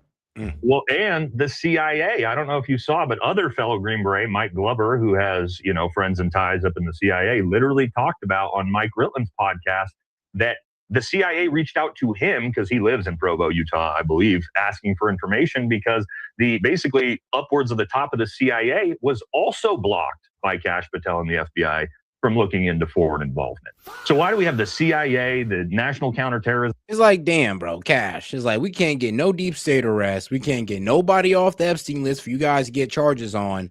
But, oh, man, you could sure as hell run a whole lot of cover-ups. You could sure as hell do that for some strange reason. This is why MAGA's low-key done with Kash Patel. Center, all of these agencies being blocked by the FBI. At the time, it seemed bizarre, but now it's looking real bizarre. Why did you not want foreign involvement looked into in this case? Mike Glover had said that he was told by the CIA that Kash Patel closed this case 48 hours after it was open. 48 hours and they were done. And so now what? They don't have another suspect. What happens when he walks free? We just say, oh, well, sorry, Charlie and everybody. We got no answers for you. Is that going to... It becomes like Las Vegas. We're supposed to forget about it. Exactly. I was going to say, are the American people just going to accept that? I mean, maybe we will. I don't know. But I don't know where they go from here. I know the defense team is trying to put this in as exculpatory evidence, which is basically designed to just prove he's innocent and let him walk free before there's even a trial. You might even have a trial if they can confirm this. Because I don't know, Alex. I don't know what your thoughts on are. How do they link Tyler Robinson to this assassination? I mean, and here's the thing, though. Like, Joe Kent just gave Tyler Robinson's defense a whole nother angle. It's like, oh, is it true that you guys didn't allow for the head of counterterrorism to investigate other leagues into Charlie Kirk's death? And when they's got to sit there and say yes, they're going to be like, okay, then. So there's another lead that you didn't pursue. So this leads into more of the innocent of my client. Like, I can see them taking that route, sadly. Because I don't know, Alex. I don't know what your thoughts on are. How do they link Tyler Robinson to this assassination now? If it's his dad or his grandpa's 30-06 that he used, well, now if that's not the gun used, well, who's the shooter? Well, what does this say about the ATF? I'm not been a big fan of, but obviously they're telling the truth. We know it's not 30-06. Just looking at the video. Now that's confirmed. The big question is obviously what is. Hold on, Bot. I thought you liked this guy. I remember you introduced me to this guy. Like, hold on now, bro. But, well, here we go. Cue the conspiracy for clicks crowd now becoming ballistic experts. I mean, Monty, the ballistic bro, they're just quoting what the ballistic experts from the ATF was saying in the court filings. It's like, bro, you're getting mad at that. Yeah, you got to understand that at this point. You're getting mad for them for quoting what the court filings are saying that was reported on, or that was investigated by, the ATF. Like, well, what are you mad at them for? Be mad at the ATF, if anything. The projectile. But, I mean, this is a big problem now. Brother. Will this ATF analyst suddenly disappear or die? Well, it's too late now because, the filings are done. His report's done. But what they are saying is that the FBI is going to do a separate investigation to see if they can match the bullet to the gun. Now we're going to have some very interesting talks if the FBI comes out and says, no, actually, we matched it to the 30-06. The ATF says, no, we didn't. The FBI says, yes, we did. I don't know. But I don't know, Alex, if you remember this, but this was the first day I came on your show, and I said, let me put on my tinfoil hat. What do I think this really is? And I told you, I don't know if you remember, I said, what I think probably happened. No, I remember you said, let me put on my tinfoil hat. Repeat it. Some type of MK Ultra type exercise going on. They get Tyler Robinson. What they tell him is, hey, we want you to go stash this murder weapon behind the chicken coop so that way the real shooter can come and collect it and he can use it. Then we want you to go up to the roof so that you can spot for the shooter, make sure nothing bad happens. And then you have the real shooter in a secondary location, which I said with a smaller caliber, most likely collapsible AR-15 style weapon that you're going to use, which would then make more sense with no exit wound when we're talking about a low powered rifle like that. It's still very unlikely there'd be no exit wound even with an AR-15, but now we're in the realm of possibilities. And then the shot goes off. Where do the cameras pan? To the roof. They see Tyler Robinson. He takes off running. Boom, you got your patsy, and the real shooter escapes. So that was just tinfoil at the time. But now, what was the date of that? Because I want to take your prediction from that first interview I think it was stick it in this interview. It was powerful. Yeah, I think it was first time I was on your show, which would have been, I think, the first week or two of this all happening. I don't remember the exact date. We'd have to look back on it, but I think it was at the very end of the first episode we did together. That's right. No, I remember that was my tinfoil. Like I said, guys, viewer discretion advised. I know if you're not really used to seeing stuff like that, just go ahead and look away right now. And if there is a low caliber or a smaller caliber rifle round, like a 300 blackout or a 223 round sitting in Charlie Kirk's neck, I got to imagine that's the case we're looking at. Sure. Well, unless this was some special load that didn't have a lot of powder in it, it was subsonic, and it sounds like but Alex, it doesn't sound like that. It's still even a 5.56 right through. Sorry, go ahead. We've tested all that. We've tested frangible rounds. We've tested low grain varmint rounds. We've tested all of the things people said: 110 grain varmint round, accelerator rounds, frangible rounds. We've tested all of it. Every single one of those still blows right through from a 30-06. Every single one is going straight through, cow femurs and things like that. Not just your regular 170 grain round, but even the small rounds, even the frangible rounds are not being stopped. So, all right, and shout out to my man Monty. Says ATF hasn't said anything. We haven't seen the reports, just the filings. The ATF reports is still under seal. Yeah, but then Monty, that's why they're over here saying that, bro. According to the court filings that we can now all see, yes, according to that, the bullet doesn't match up. Like I said, you're almost getting mad at them for getting on the topic at this point. But you know what? I'm gonna have you come up and explain it yourself. Shout out to my man Monty, because one for the baller alert. Appreciate that, my man. Well, whoops. Sent in 100 on Rumble. Appreciate that, my man. Let me go ahead and send in this call-in link. Nobody's ever been able to recreate the FBI narrative. Not a single person. Well, you speculated very well last year. What would it be then that hit him? Because a lot of blood comes out. It looks like he said it was something pretty powerful, but it doesn't go out the back. What does that?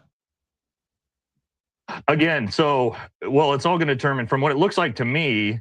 It does look like a high-powered rifle round from the cavitation. You can see his neck expand when it hits him.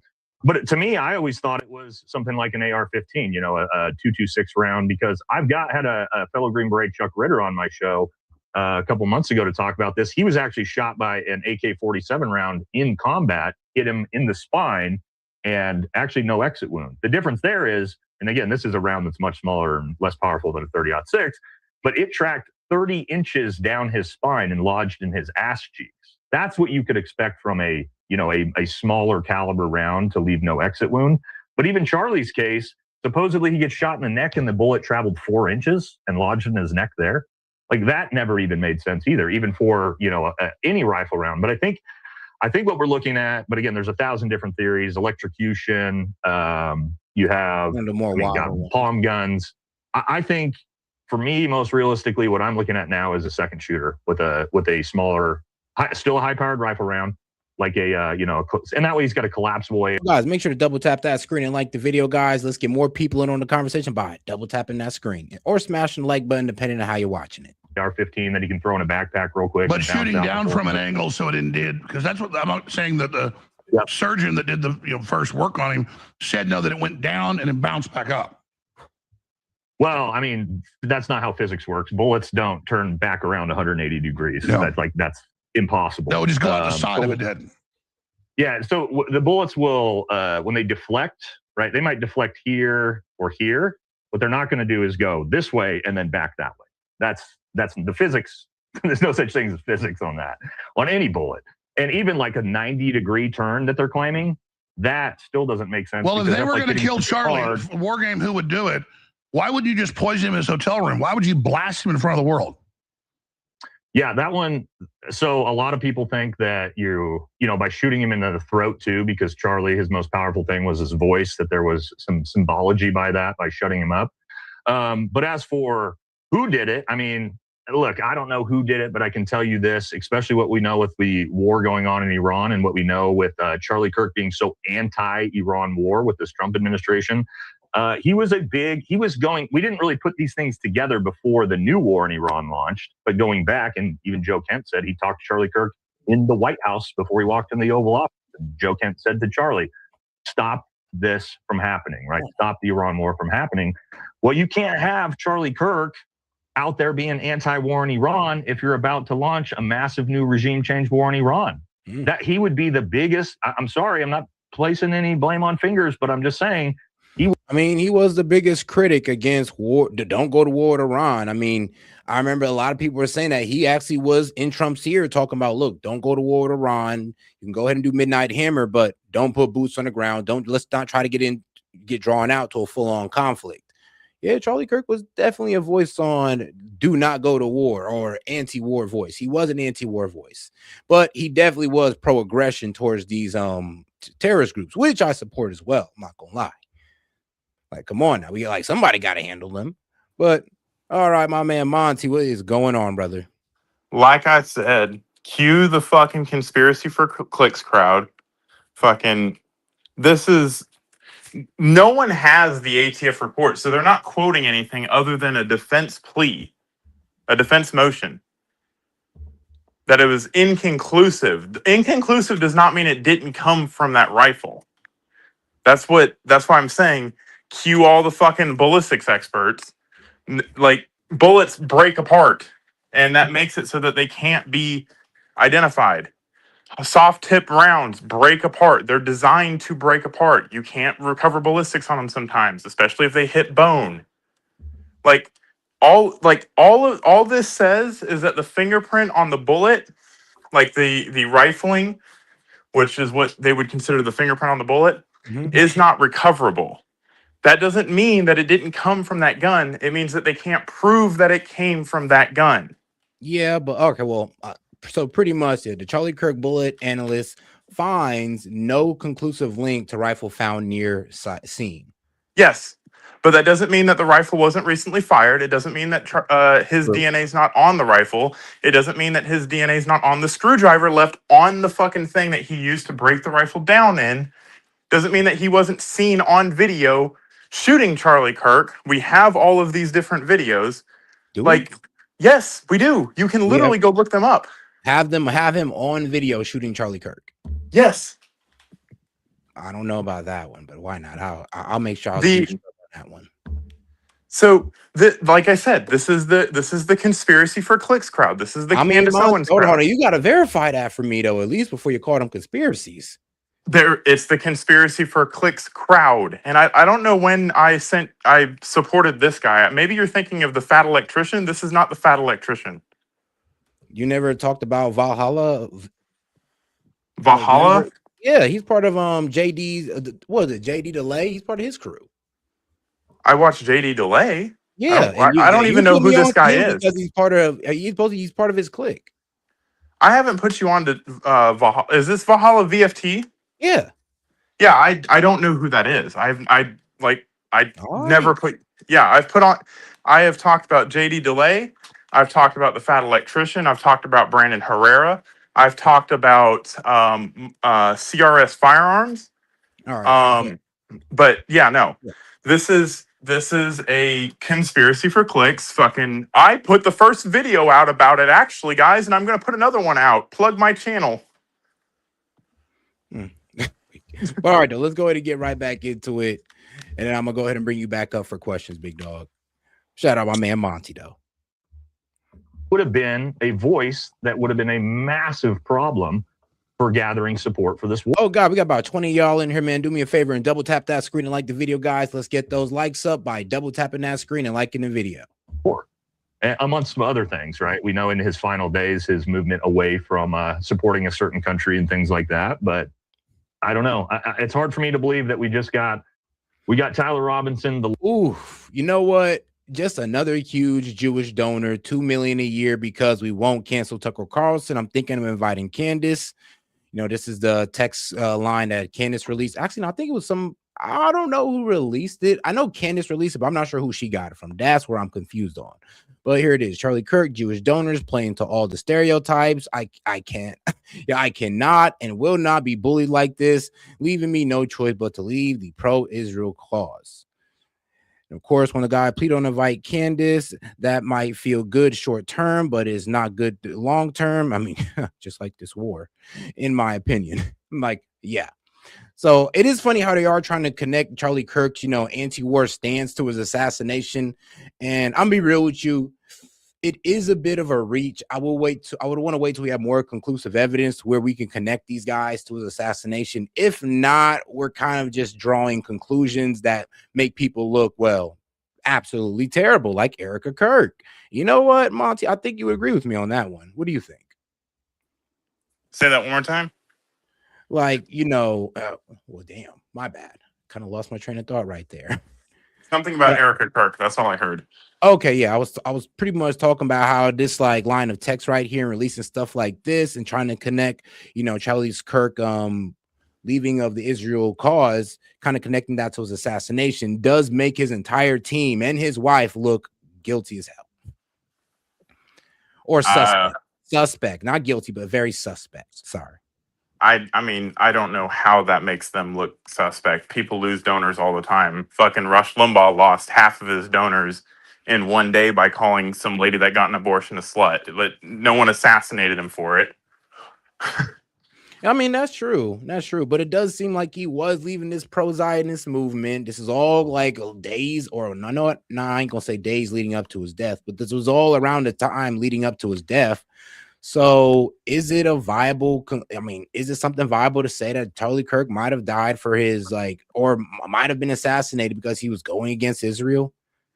I mean, if that's the narrative you want to push and hold water for the defense of the accused killer, then I guess. I mean, shoot, sound like what you mean, man? I mean, sound like how about we don't try? How about we don't? They're doing a good job on their own, Monty. I can't even do anything else. How about we don't armchair quarterback an active trial and let the justice system take?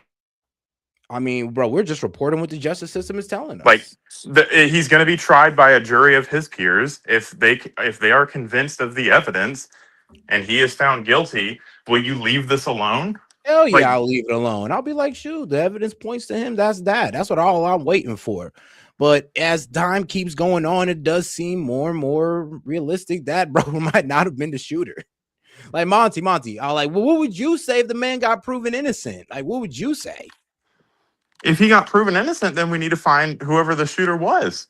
I mean, O.J. Simpson got proven innocent, but that doesn't mean fucking he was innocent. I mean, yeah, it's true, but he might have been at the end of the day. A lot of people say he might have been. That's why I said let the justice system fucking work this out.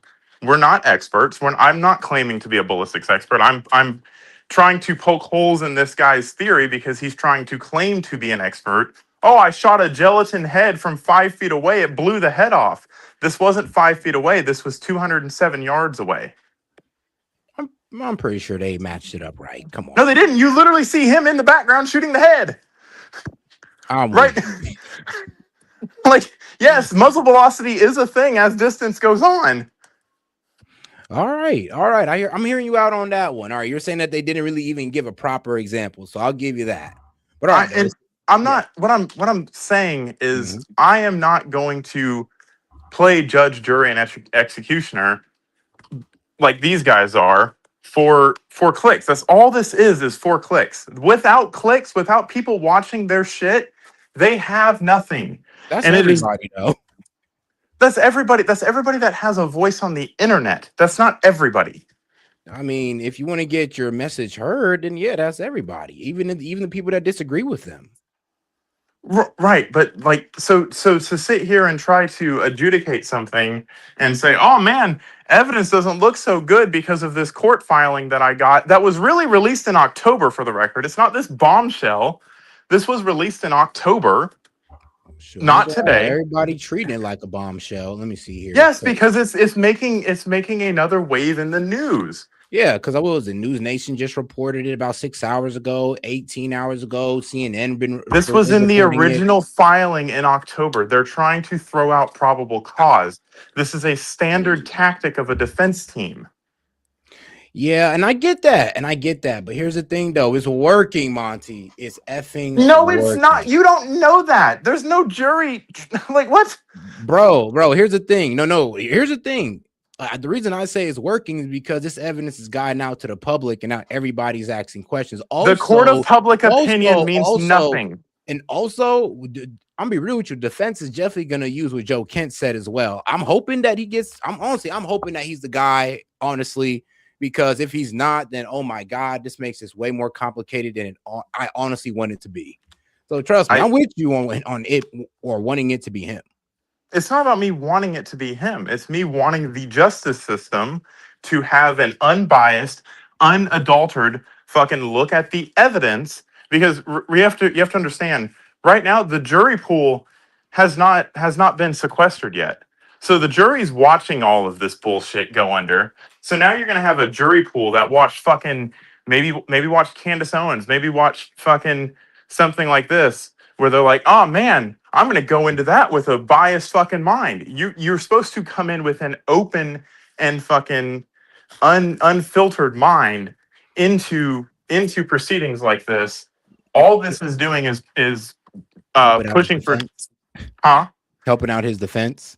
That's all it's doing. And I mean, I'm all for a defense, a legitimate defense.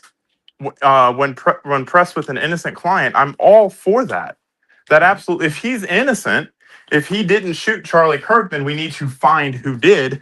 I mean, if this is really the cover up everybody's saying, then maybe we should let the process work itself out so that we can find out that it's the cover up, not just say, oh man, I've been right about the frogs being gay, so I guess I'm right about every fucking thing that I utter. I'm weak, but hold on now, Monty. Just to but here's the problem with that. Or with this case, like I said, the gun evidence being inconclusive, and like I said, inconclusive doesn't mean no, he has nothing to do with it. No, it means that they just couldn't verify it all the way through. So we all get that, which means they're going to use other evidence in the case. But here's one thing that the defense is going to tackle, right? They're going to tackle the point that one. The counterterrorism did try to do an investigation. They was stopped. So they're going to use that as a way of saying, well, you guys didn't look for every possible, I would say, my bad, assailant, every possible shooter, or you didn't look for every possible option. Sorry, but you didn't look for every possible option. That's irrelevant. Shooter. That is irrelevant. They can definitely use that in the defense. And if that's true, like Joe Kent says it is, then that's going to be used for the defense.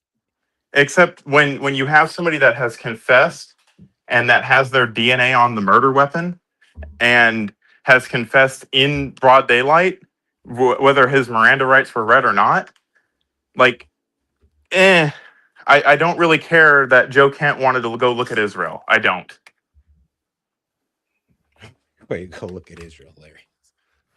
But all right, but let's go ahead and get back to the video, big dog. Bring it back up later on. Lone gunman, right? That just somehow now had a different. Oh, guys, make sure y'all double tap the screen and like the video, guys. And once again, shout out to my man Monty for his input. But let's make sure you double tap that screen or smash the like button wherever you're watching. Gun, I guess, other than the 30-06 he also stashed in the woods that he stole from his grandpa. This is where we're at with the story. I don't know again how we also know that, and that confirms everybody around it. Trump loved Charlie, listened to him, even more than Tucker Carlson, and they were all in there. Tucker told me at the time trying to get him to stop. I had that from Tucker too. Charlie called me up a couple times and said, "Thanks for exposing Epstein. We got to get Trump to the right thing and expose it. And hey, keep your foot on the gas on this Iran thing. We got to stop it." Later, text messages him said that to others came out. So he was just calling everybody saying do that.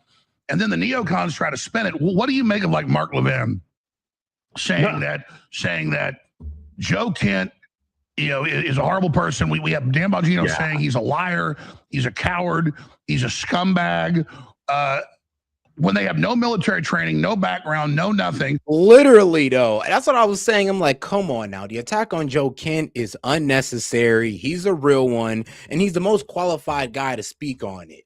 I mean, so that's why I was kind of getting mad at Dan Bongino. I'm like, bro, sit down, bro, because bro's actually standing for something. Right now, you looking like you covered up the Epstein file, so sit your ass down, because bro is actually standing for something. You're standing for a cover-up. So I ain't even trying to hear from Dan Bongino no more. Joe Kent wasn't even. Oh, and shout out to my man James Foley says, anyone else think it's crazy how the left protests for no kings, then demands an Iranian king be worshipped and mourned? I'm flabbergasted. Cuckoo birds. No, literally, no. Talk about no kings, but they want to bring a king to Iran. I know, it's hilarious. Shout out to my man Vlad. Oh, hey, Vladson, what's going on? And shout out my man James Foley coming in again. He says spelling was crazy. Figure it out. I'm driving. Well, don't worry, I got you, dog. I figured it out. Anti-Israel. Now they're calling Joe Kent the leader of a secret neo-Nazi group because he warned Trump this war wouldn't go well when the Pentagon's own report to Trump told him that. I mean, this is a real attempt to demonize Americans. What do you as a Green Beret and a fellow Green Beret with Joe Kent making the demonization of this guy? Well, I've done a ton of content on this, and obviously massive supporter and defender of Joe Kent. He's a fellow Green Beret, he's a brother of mine. Again, my dad's a Green Beret. Like, the Green Beret community is a big deal to us. And also, let's just talk about facts. Joe Kent is not just a Green Beret. He's one of the most accomplished special operators in American history.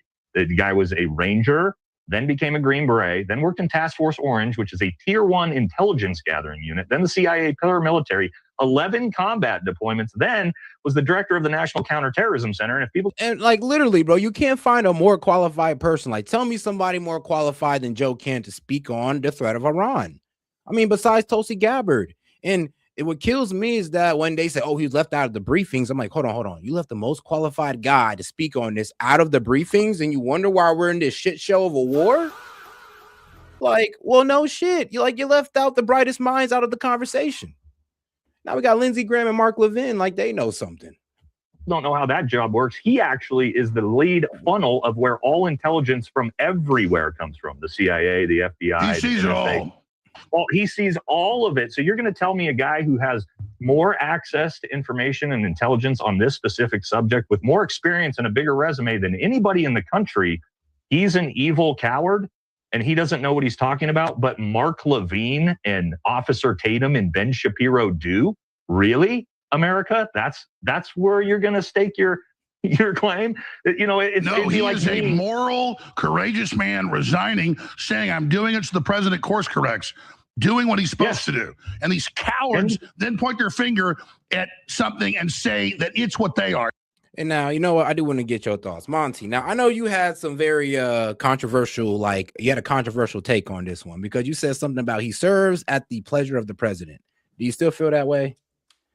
Yes, anybody appointed by the president serves at the pleasure of the president. Absolutely.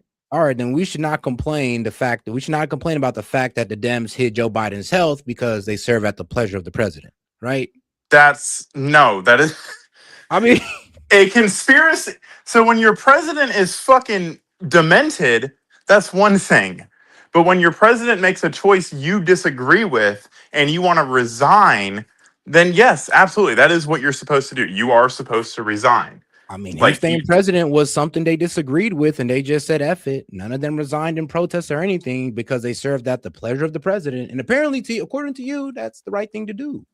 No, now you're twisting my words because you think it's funny, and that's kind of insulting, but I'll address that. All right. The president not being in capacity to be the president and make decisions when there's a democratic fucking operation to have a figurehead so that they can run shit through a fucking auto pen, that's one thing. That's absolutely one thing. When we're lied to constantly on a day-to-day basis that our president is sharp as a tack, you know, that is one thing. When you have people that resign because they disagree, that is the thing that you're supposed to do. What you're not supposed to do is follow up and be like, yeah, this is why I resigned. Trump's just this, he's that, he's this.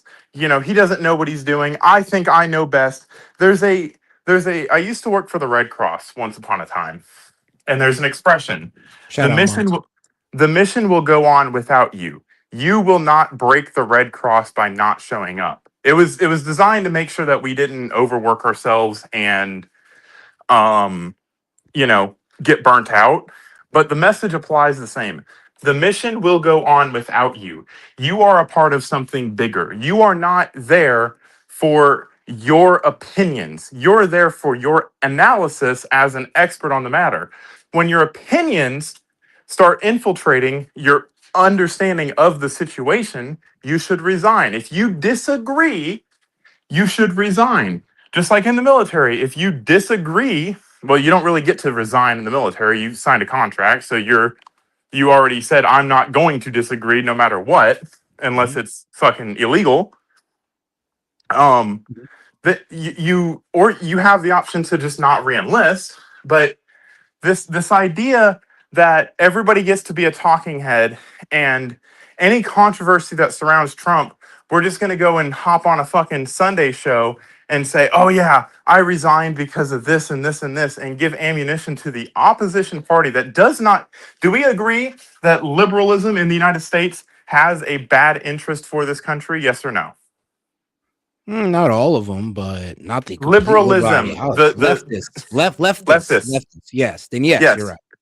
So when you take that in and look at the motives behind the people that are going to be interviewing Joe Kent or Marjorie Taylor Greene when she hops up on the fucking View, or you know what I mean? When you dissent publicly, I had the same criticism for Elon Musk when he dissented publicly.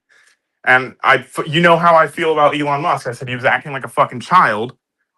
And you're not the president. We didn't elect Elon Musk. We didn't elect Joe Kent. Now I hear you, but like I said, though, I honestly think that what he did was within. I would say this.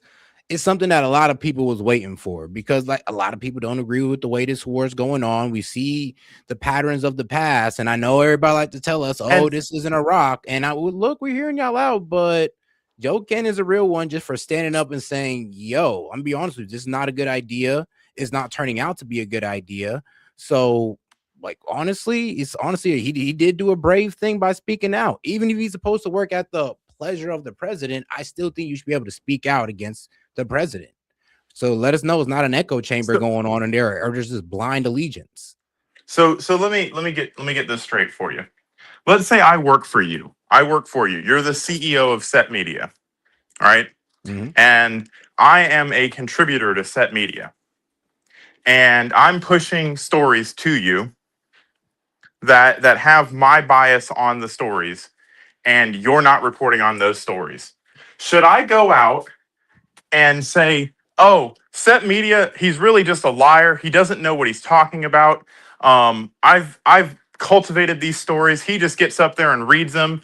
He's controlled by fucking, actually, let me use a previous sponsor, not a current sponsor. He's controlled by Venice AI. He's just going to say whatever the hell they want him to say. How would that is slander. That is what that is. That is slander. Yeah, but he didn't slander Trump. He just says, I just think this idea of his is a bad one. Now, you're right. If he just went out there and said, you know what, he's in the Epstein files and all this wild stuff, like our guy Elon did, then all right. Yeah. Then I would be a little bit more, I ain't gonna lie, I'd be a little bit more sus. I'd be like, all right, dog, you're coming out too hard.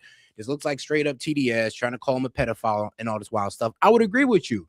But he said, he's like, I've always liked Trump. I've agreed with his aggression on these proxies. I just don't agree with him escalating things into this war. And I'm just like, well, doesn't sound like you have any hatred for the man to me. That's cool. You can disagree, but you're supposed to disagree quietly, or do your job, or resign. That you're not paid to think. You're there to give the president options. I mean, it's pretty you're much not paid. No, you're paid to think. S.E.T. I'm paid. Well, I'm paid to fucking think as it applies to my job, but you're not paid to think. You're not paid to have an opinion. Like if he's really this military guy that he, and I obviously he is, he should know something about the chain of command, and you don't usurp the chain of command. All right. There's a reason you don't do that. There's a reason you can't speak out politically in the military. I mean, hold on now. You can't speak out against your boss, especially if you feel like they're doing something wrong. I mean, it has happened before. What is Trump doing that's wrong? In his Joe Kent's opinion, getting into this war. In his opinion, getting into this war. So what exactly is wrong about that? Is it wrong constitutionally that he's using the powers under the Article 2 powers of the president? As long as one is, and well, you may not believe this, but it is breaking a campaign promise, and two, it doesn't seem to be in our best campaign promise. Okay, let's address that. Breaking a campaign promise is not a violation of color of law, even if it were happening. Whoa, I don't whoa, believe I didn't say that was a violation of color and law. that I'm is when just you speak out, Set. In that role, that is when you get to speak out. When you think the president is breaking the law. no, breaking a campaign promise, not the law. If he was if he was speaking about Trump breaking the law, this would be a completely different conversation. He's pretty much like speaking out against Trump getting into this Iran war, and he felt like he was let in on bad intel. That's pretty much it. I mean, I don't know why. And here's the problem. Like, that's all he's saying, but there's such a like an attack against him. And this is what makes what he's saying even more powerful. The fact that there's people coming out and attacking him. Why? Well, we all know it's because he mentioned Israel, and two, is because he's speaking out against Trump. Even though this man, honestly, in my opinion, he's right. Like, he's right. And when he's getting attacked like this, outside of what I think, other people outside of me are also going to think that as well, because they're like, well, what is this crazy attack on Joe Kent? And then when you look up the man's history, his accolades, and all this good stuff, you're like, all right, I'm sorry, but this is probably the most qualified guy to talk about it. So what are you guys talking about? That, oh, he's a coward. Oh, he was left out of the briefings. I'm like, if you left this man out of the briefings, no wonder you got into this bad idea of a war, in my opinion, of course. But, oh, Monty, you still there? No, he's not. But all right, let's get back to it. It pisses me off. Yeah, and again, I mean, you're also talking about a guy that lost his wife in Syria to an IED. I mean, like, how much has Joe Kent sacrificed for this country? Like, more than anybody. Yeah, put the picture in with his wife up there with all of her, accommodations and operations. She was obviously CIA. Oh God, do me a favor, make sure y'all double tap that screen and like the video, guys. Let's get more people in the conversation by double tapping that screen or smashing the like button, however you're watching. Dude, just totally sick. The most dang faces. They're such good people. But see, that's the different Trump. Trump put in all these. Now you know Trump's mad at Tulsi Gabbard. Get that clip ready. He's like, oh, yeah, I don't want to. Yeah, she's okay. When he says that, now he's getting ready to get rid of Tulsi Gabbard. So these are the bright-eyed good people we had. And Israel saying, how did he get in there? Well, there was a different Trump. Something happened. Yeah. Yeah, and isn't it interesting, Alex, that it's not just Joe. They did this to Tucker too. We forget that a week before this, they tried to say Tucker was what? Like giving secrets to Iran before the war. That obviously got debunked as not true. But we're seeing Candace Owens. It happened to her as well. She got a massive hit piece done on her smear campaign.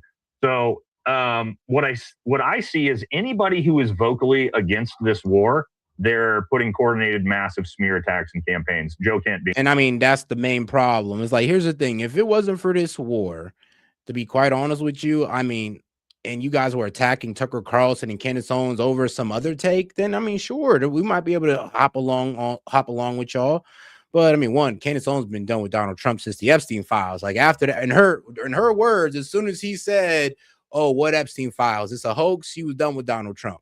Now, Tucker Carlson, Megyn Kelly, and most of us, we're not done with Trump. We're just in kind of disagreement with this war. We're just going like, bro, you're kind of shooting yourself in the foot here. We don't believe this is in your best interest. And we do believe right now this war is working in, well, Israel's interest. And you know what? I can see why. And I can hear the arguments on the pushback on that, because like said, well, Israel's getting hit the hardest out of this. Yeah, but let's be real. When it comes to an imminent threat in the region, or Iran being an imminent threat to Israel, for sure. To the United States, no. And that's what we're doing it for, sadly. Now, you guys can sit here and talk about 47 years in war. Nope, that ain't it. I'll tell you that right now. You can talk about, oh, it's all about them having a nuclear weapon. I mean, I thought it was, but I mean, we're going for everything now, guys. We're going for taking out their enriched uranium. We're going for regime change, bro. We're trying to take it all. So it is kind of funny how they move the goalposts on that as well. The biggest one for that. Joe Kent is also the biggest threat, because the American. Which, I mean, look, bro, if we could do it, God bless America. But if this turns out to be a disaster, I mean, like I said, it's only going to further sink the Republicans in the midterms. And public gets to see the resume that we just talked about with Joe. And then if he comes out and is against the war, that's a huge, like people like me as well. If I come out against the war, that's a huge problem for the administration, because the American public goes, I don't really know what's going on. But all these guys, special operators and military guys, are saying, hey, this war is a bad fucking idea. We shouldn't be doing it. And so that's a huge, huge threat. And people like Tucker. Oh, it would be Joe Kent. It would be Joe Kent, because Joe Kent gets his information from the CIA as well. So yeah, and being part of counterterrorism, I mean, you got to work with the counterterrorism section of the CIA, which they have, of course. I mean, why wouldn't the CIA have a counterterrorism department? So yes, that he would pretty much be the one having the most, I would say, classified intel. Tulsi Gabbard, you know, like I said, counterterrorism, as far as learning about the terrorist classified information on the terrorist regimes or the terrorist proxies, it would be him.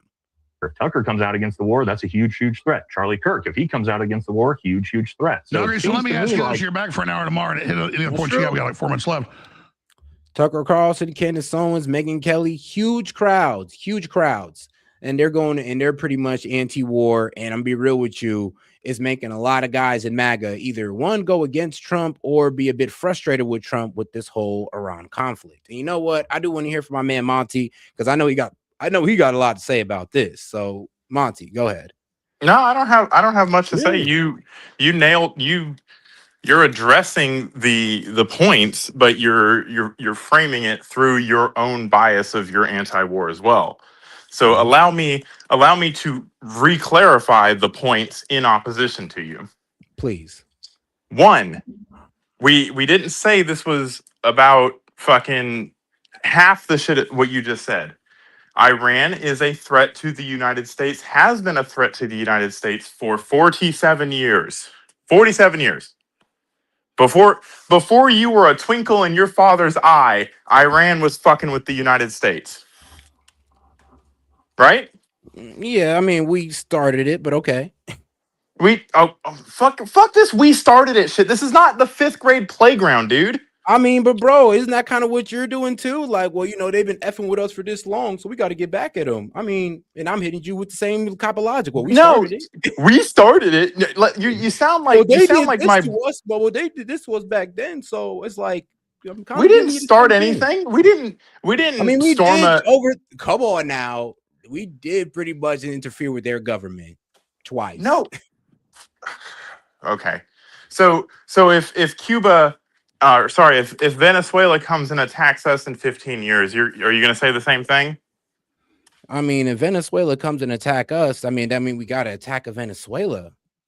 That's just it. No. What's the point here? What's the point you're making? I'm confused. You claim to be a scholar of geopolitics, but when it comes to Iran can do no wrong. It's always going to be America's fault, no matter how you see it, no matter how many people. Didn't say that. Whoa. We started it. That. I'm giving you. We started it because that's true. That is true. We did start it, though. How did we start it? By being allies with Iran? Bro, they pretty much asked us for a better deal in their oil, and we told them to go screw themselves.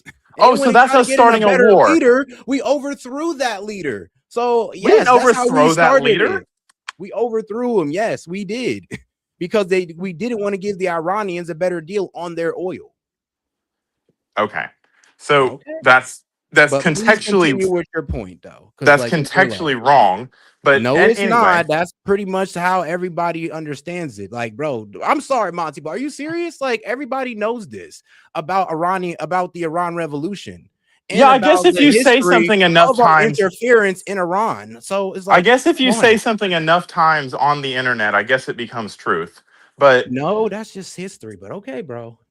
History neither you nor I were alive for. The history I remember was Iran came in and fucking threw out the leader that was in there because they wanted an Islamic regime, got their Islamic regime, decided that they didn't like Israel and the United States in their embassies, which is the first act that you do if you're going to declare war, overthrew the embassies, kidnapped Americans, and then proceeded to... Why did they kidnap Americans?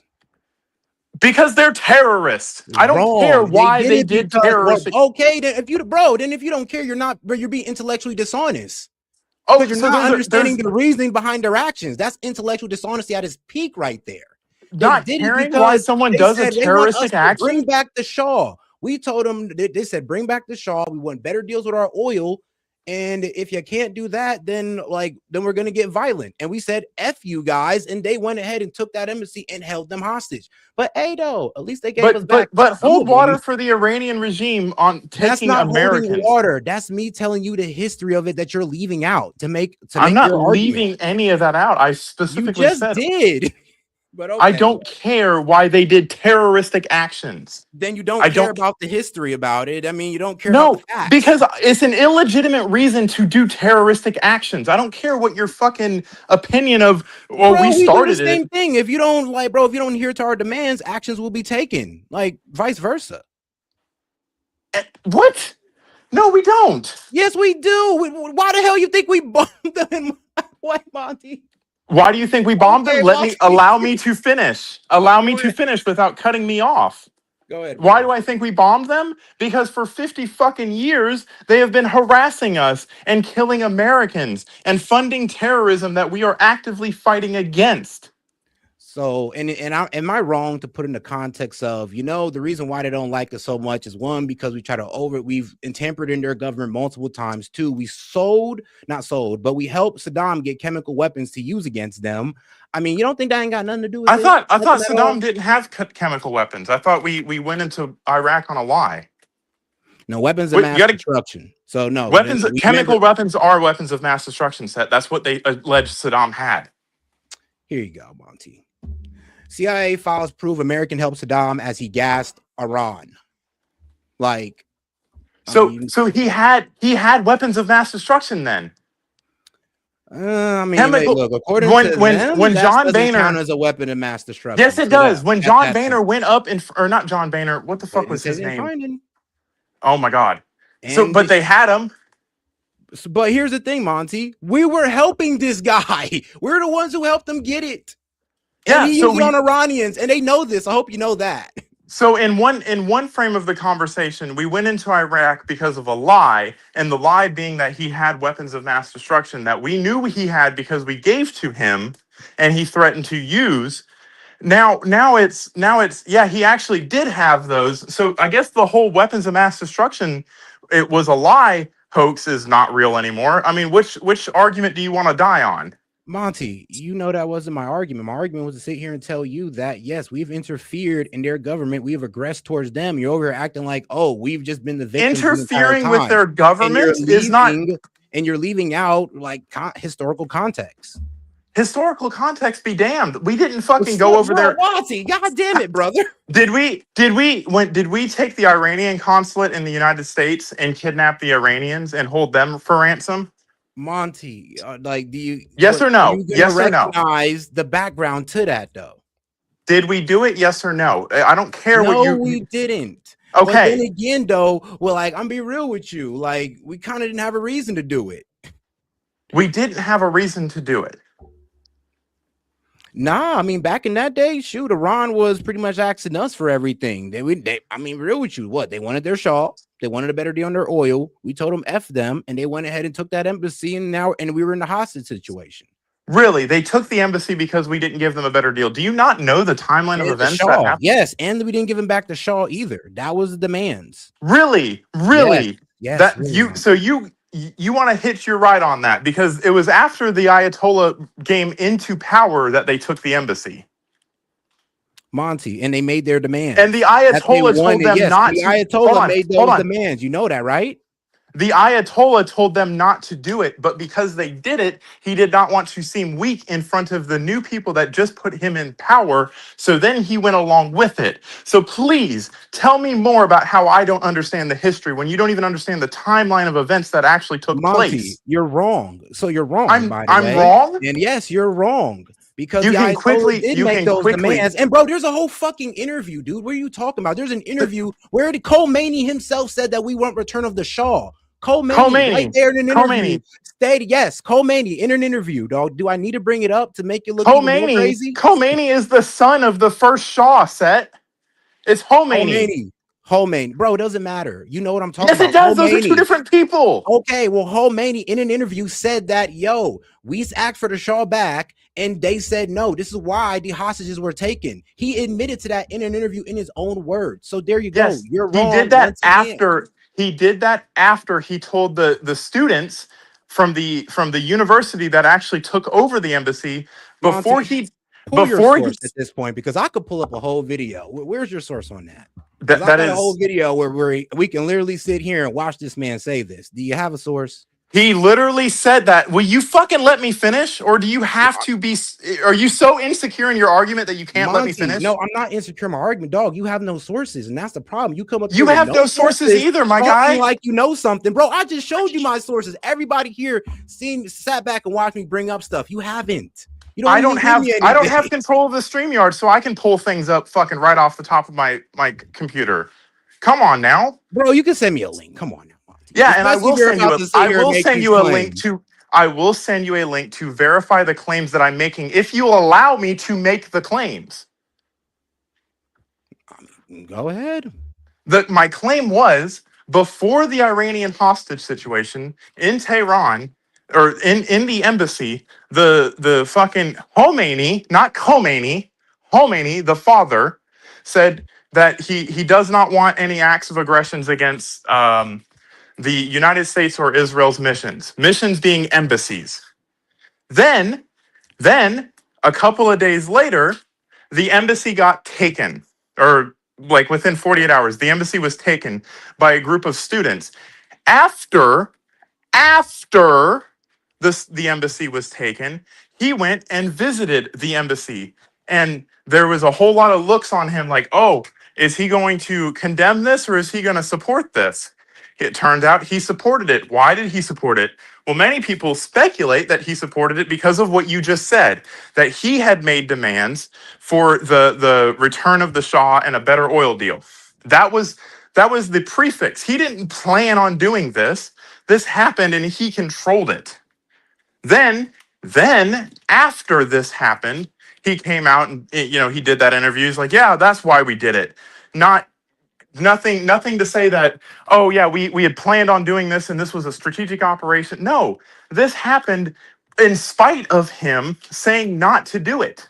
So your whole analysis of, oh, this is why it happened. No, that's not why it happened, because he said not to do it. Just like the Iranian president or the Iranian Khomeini said we have a fatwa not to have nuclear weapons. But that, I digress. The whole fucking situation surrounding that was they wanted to push the American president who was fucking weak. Who was that? Who was it that came into power and then like 2 days later the hostages were released? Maybe it was Ronald Reagan, if you remember correctly. So this whole narrative that's being built up around this, that they just took hostages because poor Iran, they wanted better deals for their oil. Fucking what did they didn't want anything. They wanted to put pressure on the United States to get out of their region by committing terroristic acts because they feel entitled to do it as it's their land. Cool, you can feel entitled to do it, but we're not going to sit here and go back and forth with you and say and negotiate with you if you're going to be a terroristic state. That's been our policy forever. Since the fucking British told us we were going to pay a fucking tax on sugar, that has been our policy. That's how the United States works. I'm not going to apologize for the way the United States has worked for 250 years. That has afforded me the great fucking life that I have. So why would we do it in this situation? Well, if we have a weak president that capitulates, which they were trying to test, and, he didn't capitulate, thank God, but he also didn't do anything to get the fucking consulate back. Now move that timeline forward a little bit. He goes and all of this shit happens. He immediately declares his support for Hamas in Israel and recognizes them as a state, which no one had done up until that point. Nobody had done up until that point. And then starts funding Hamas against Israel, an ally of the. All right, Monty. All right, my brother, you done? I mean, I guess I'm done. All right, brother, I appreciate you. But we're going to go ahead and get back to the show now. I'll bring you back in. But let me go ahead and, like I said, once again, give you the facts here. No, Ayatollah Khomeini did not tell the militants not to take hostages. Monty, you said that he told them not to. But here it says that He never said anything like that, Monty. Instead, he supported the 1979 takeover of the U.S. Embassy in Tehran, calling it a natural reaction and a war between Muslims and pagans. He endorsed the holding American hostages to force the return of the Shah for trial, like I said. All right, now let's go and get right into it. Approval of the action. As you said he didn't approve of it. You said he was just walking it back. No. According to this, no, Ayatollah Khomeini did not tell the militants not to take hostages. No, he said, go ahead and take them because we weren't trying to return back the Shah. But yes, Ayatollah denounced the U.S. Embassy as a center of spying and plotting and hailed the students who seized it. Used as leverage, he stated that the hostages would not be freed until the Shah was returned to Iran, declaring, unless he's returned, the hostages will not be freed. The political bane. While some Iranian officials say Bana Sarraj initially expressed reservations about taking the hostages, this is who you're talking about. So you got this guy confused with Khomeini. There you go. This is the guy who initially expressed reserves about taking the hostages, fearing that it would turn a world opinion against them, and they deemed it impossible to free them without appearing weak. Strategic release. While supporting the crisis, Khomeini ordered the release of black and female hostages, described this as a demonstration of solidarity with the oppressed. So, like I said, though, Monty, I'm like, come on, brother, but we're going to move on. We're going to move on because I don't want to stretch this out. But like I sat here and let you run your spiel. I just left up the information. I was like, bro, you were wrong. And you also got this guy over here confused with Khomeini. He was the guy that was kind of like, I don't know if we should do this, guys. No, Khomeini, he was all about it. Sorry, I keep saying Khomeini instead of Khomeini. Sorry, guys. There's HKO and there's HKA. But shout out to my man, James Foley. He says, Iran used to be a huge rally at one point. When these people switch sides, one proved big difference to hurt their image. 3, show their following beliefs. All right. And then shout out to my man, James Foley, coming in again. He said, Monty, hot. I mean, shoot, hey, man, you already know Monty always comes in hot. You got to love it. Shout out to James Foley. He says, we funded that terrorism. True. 46 comes closely. 46 chooses lately are okay, my bad, I got you. We funded that terrorism. 46 chooses lately are influence and not America first. I'd rather peace with Iran and 6 other Muslim countries than Bibi's Israel, or I guess Bibi's BS. All right, guys, let's go ahead and get right back into it with our guy, Alex Jones, even though we did veer off topic a little bit. Yeah. What has happened to Trump? Because clearly, about 8 months ago, when Musk leaves, he just starts going off the reservation, and not just on this war, all sorts of other stuff. The massive insider trading by his administration. Oh no, we're going to keep glyphosate. Oh no, we're going to soften on the border. What the hell's going on here? What do you think? You know, I never was a big Trump guy. I never voted for Trump, but I supported Trump's 2016 policies. I was in combat in 2018 after Donald Trump changed the ROE from what Obama had it in, and like actually did massive stuff to help us as the warfighter. And then again, I think Butler, Pennsylvania, I keep going back to Butler, Pennsylvania when I start thinking about this, and I go, you know, we had anti-war 2016 Trump before that, and then it's almost like that was a warning shot. And they were letting him know, hey, you keep fucking around and not doing what you're supposed to do, we'll JFK you. And so it seemed like everything sort of switched after that. 48 hours after that, he announces J.D. Vance as running mate. Everybody thought that's very, very bizarre. Just bizarre things. It seems like that was a pivotal moment where everything sort of changed. And maybe we didn't see it immediately, but we're definitely seeing it a year and a half into where, I mean, we're in like polar opposite land. Whatever he said he was running on, right now, a year and a half later, we're doing the opposite. The border. We just went back to Joe Biden's deportation policies. You know what I mean? It's like the economy's terrible. We're a new war in Iran. So I don't know. It doesn't seem to me like this is not the same Trump that we had. This wasn't 2016 or first term Trump. And why? I don't know. Maybe was he a Trojan horse the whole time? I don't think so, but it feels like it now. I don't know what your thoughts are. Oh yeah, the globalists legitimately were after him, and any of his supporters coming after me. It was real. I mean, he was perfect, but he was really an outsider. But whatever happened, it's now getting bad. I just want to try to salvage it. I don't know. That's all right. Actually, I got to head out, guys. I got to actually drop somebody off at the airport. I'll be back. Don't worry, guys. I'll be back. Give me about a couple hours. I know I'm cutting it a bit short, so I owe you guys another couple of hours. But I got you. I swear. But yeah, I gotta head out right now, guys. I appreciate you guys for tuning in. Shout out to my man Monty, of course, bro. Even though we disagree, bro, just know it's always love. It's always love, dog. I just know that. And I know, and you know what? We're probably gonna have to top in VC probably after this, because you know what, me and you, I would like us. You know what? Let me go ahead and bring you up for this.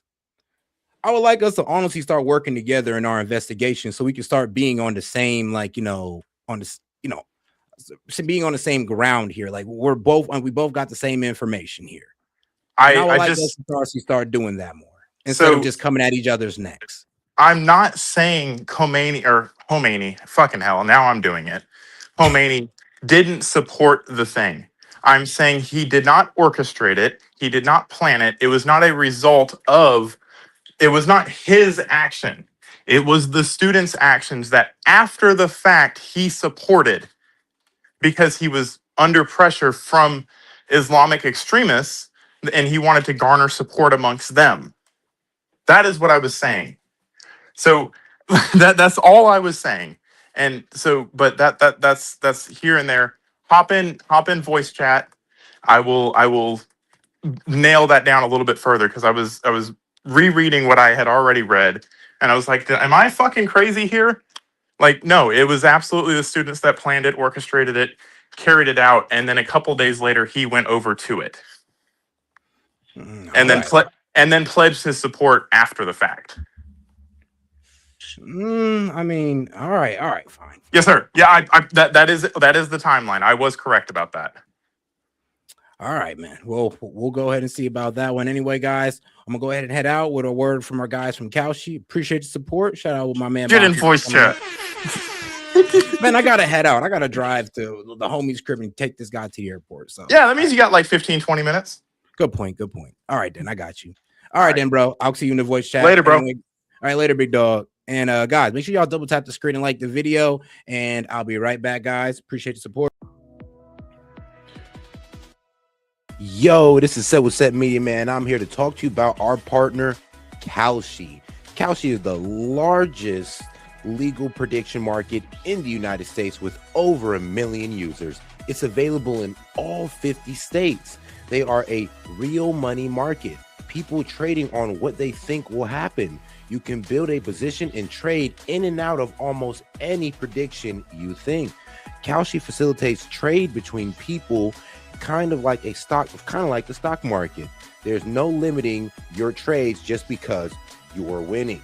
Kalshi will pay you interest on your position. So if you make a long-term trade, you can earn a return even before the market is resolved. If you want to try out Kalshi, go ahead and give them a try, guys, at my link, kalshi.com/setmedia. Get $20 when you trade 20, so it's 20 for 20, guys. Once again, that's kalshi.com/setmedia. Go ahead and use my code setmedia to get $20 when you trade 20. Let's go ahead and take a look here at Kalshi, because like I said, it is a trading market where you can put in your prediction and you can go ahead and earn interest on that. You can make money off the knowledge that you know, and if you put $20 in, you get $20 back. So all right, guys, make sure to go check out my guy at Kalshi, because you can get in on good trades like who will Trump nominate as Fed chair? Will Ali Khamenei be outed as the supreme leader? And will the U.S. confirm that aliens exist before 2027? So if you want to get in on this action, once again, go ahead and go to my partners at Kalshi. Go ahead and use the link, or you can hit the QR code above and use Set Media to go ahead and get $20 when you trade 20. This is Set from Set Media, and shout out to Kalshi.